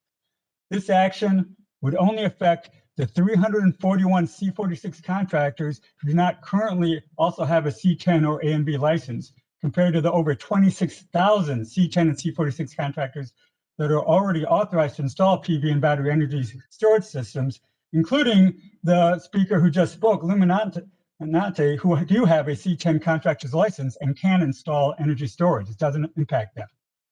Furthermore, a review of the state data and the installation of rooftop solar projects found that 94% of solar installations are performed by contractors that already hold an additional license that allowed them to install an energy storage system either separately or together. For solar paired storage projects, 97% of the energy storage is already installed by contractors that hold the appropriate license for installing energy storage. So, and these numbers are not surprising, considering that the contractors holding only a C46 license represent less than 1.3% of the over 26,000 contractors that have license allowing for the installation of solar PV systems. So, the idea that the sky is falling just isn't there. It also will have no meaningful increase in cost to customers. The 30 seconds. studies found that it would only cost about $100 more for a residential system, less than 1% of the cost. So, we strongly support solar and energy storage projects and reduction of greenhouse gases. We install these projects.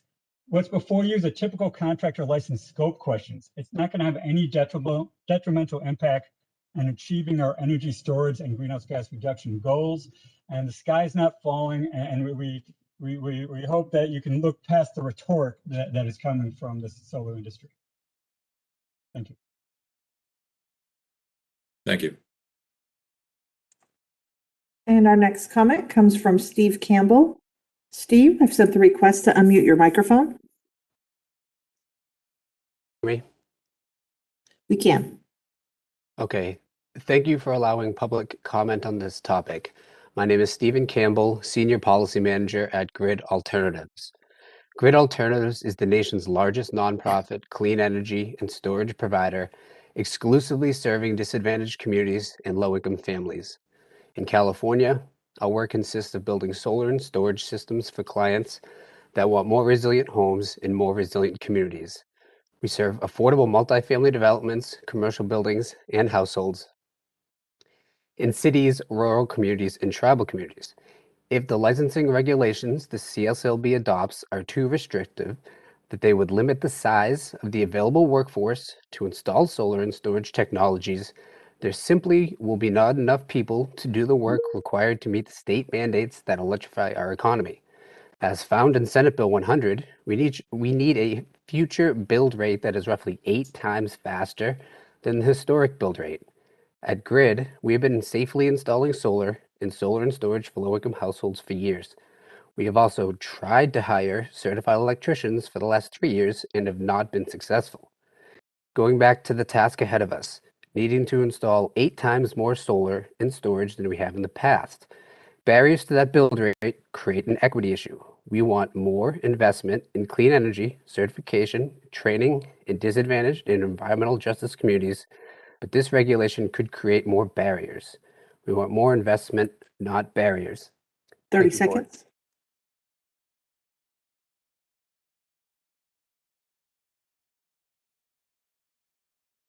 Thank you. And with that, I do not see any further requests for comment. All right. Thank you, Shelley. We've heard public comment. Any final board member comments?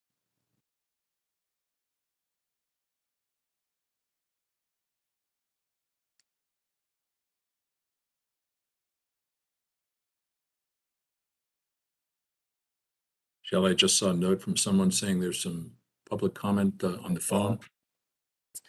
Yes, for those users that are call-in users, if you would like to make a public comment, you may dial *3 to raise your hand. Okay, we have a call-in user. I've sent the request to unmute your microphone.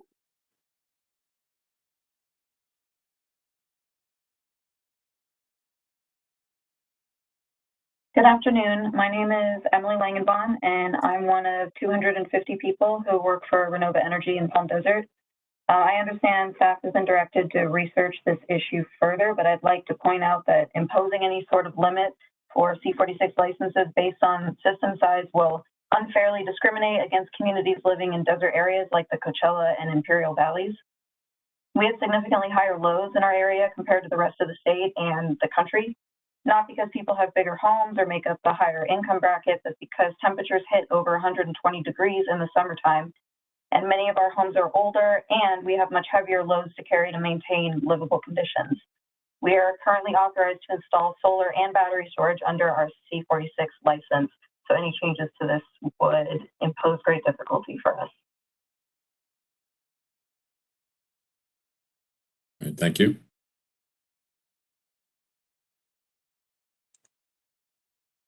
And I'll just do one last call for any last comments.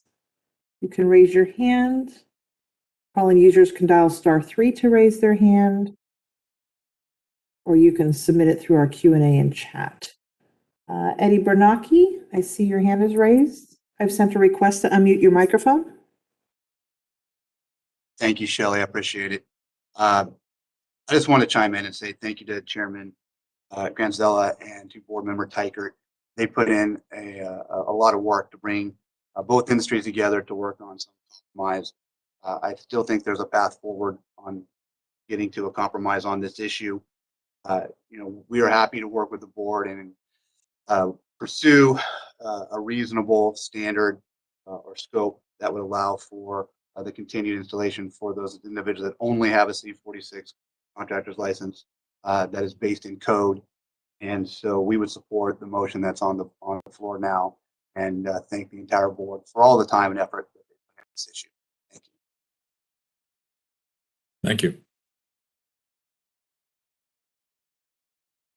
Anyone else, Shelley? And with that, I do not see any other requests. Okay, great. Once again, any board member comments? Yeah, Mr. Chairman, David Delatorre. Yes, David. Yeah, I just want to,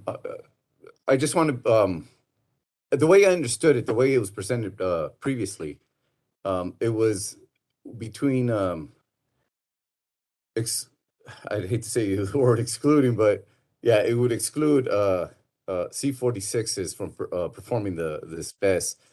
How would it affect the A and B licenses? Would it affect them negatively, or would it affect them at all? I can That's my answer question. that. I can answer that. This is Johnny. It wouldn't affect them at all. Thank you. Can I get that in writing? Any other board comments? Michael? Thank you, board, committee chair Rain. Yeah, it is unfortunate a compromise couldn't be made because this is still ongoing. It did feel like at least one group was at least trying to make sure that there was the majority of the residential work was included. So going forward, at least so that there is a pathway and get some experts to weigh in. So appreciate that. Okay, anyone else? Okay, there's motion and a second on the floor. Mariah, please call the roll. Susan Granzella, Aye. Frank Altamura, Rodney Kobos. Oh, approved absence. David De La Torre, Aye. Miguel Galarza, approved absence. Don Geritano, Alan Guy, Diana Love, Michael Mark, Aye. Steve Pinelli, Aye. Jim Ruane, Aye. Johnny Simpson, Mary Tykert. Aye. Motion passes. Thank you once again, Mariah. That concludes our regulatory and legislative agenda for today's meeting. I will turn it back over to Chair Granzella. Thank you. Thank you very much, Jim, for your help on this and the presentation. So we are now moving to closed session to discuss pending litigation. This will be our last item for the day. This item is not available for viewing by the public. After closed session, we will briefly reconvene in open session and adjourn. I now ask that the webcast and phone meeting be turned off.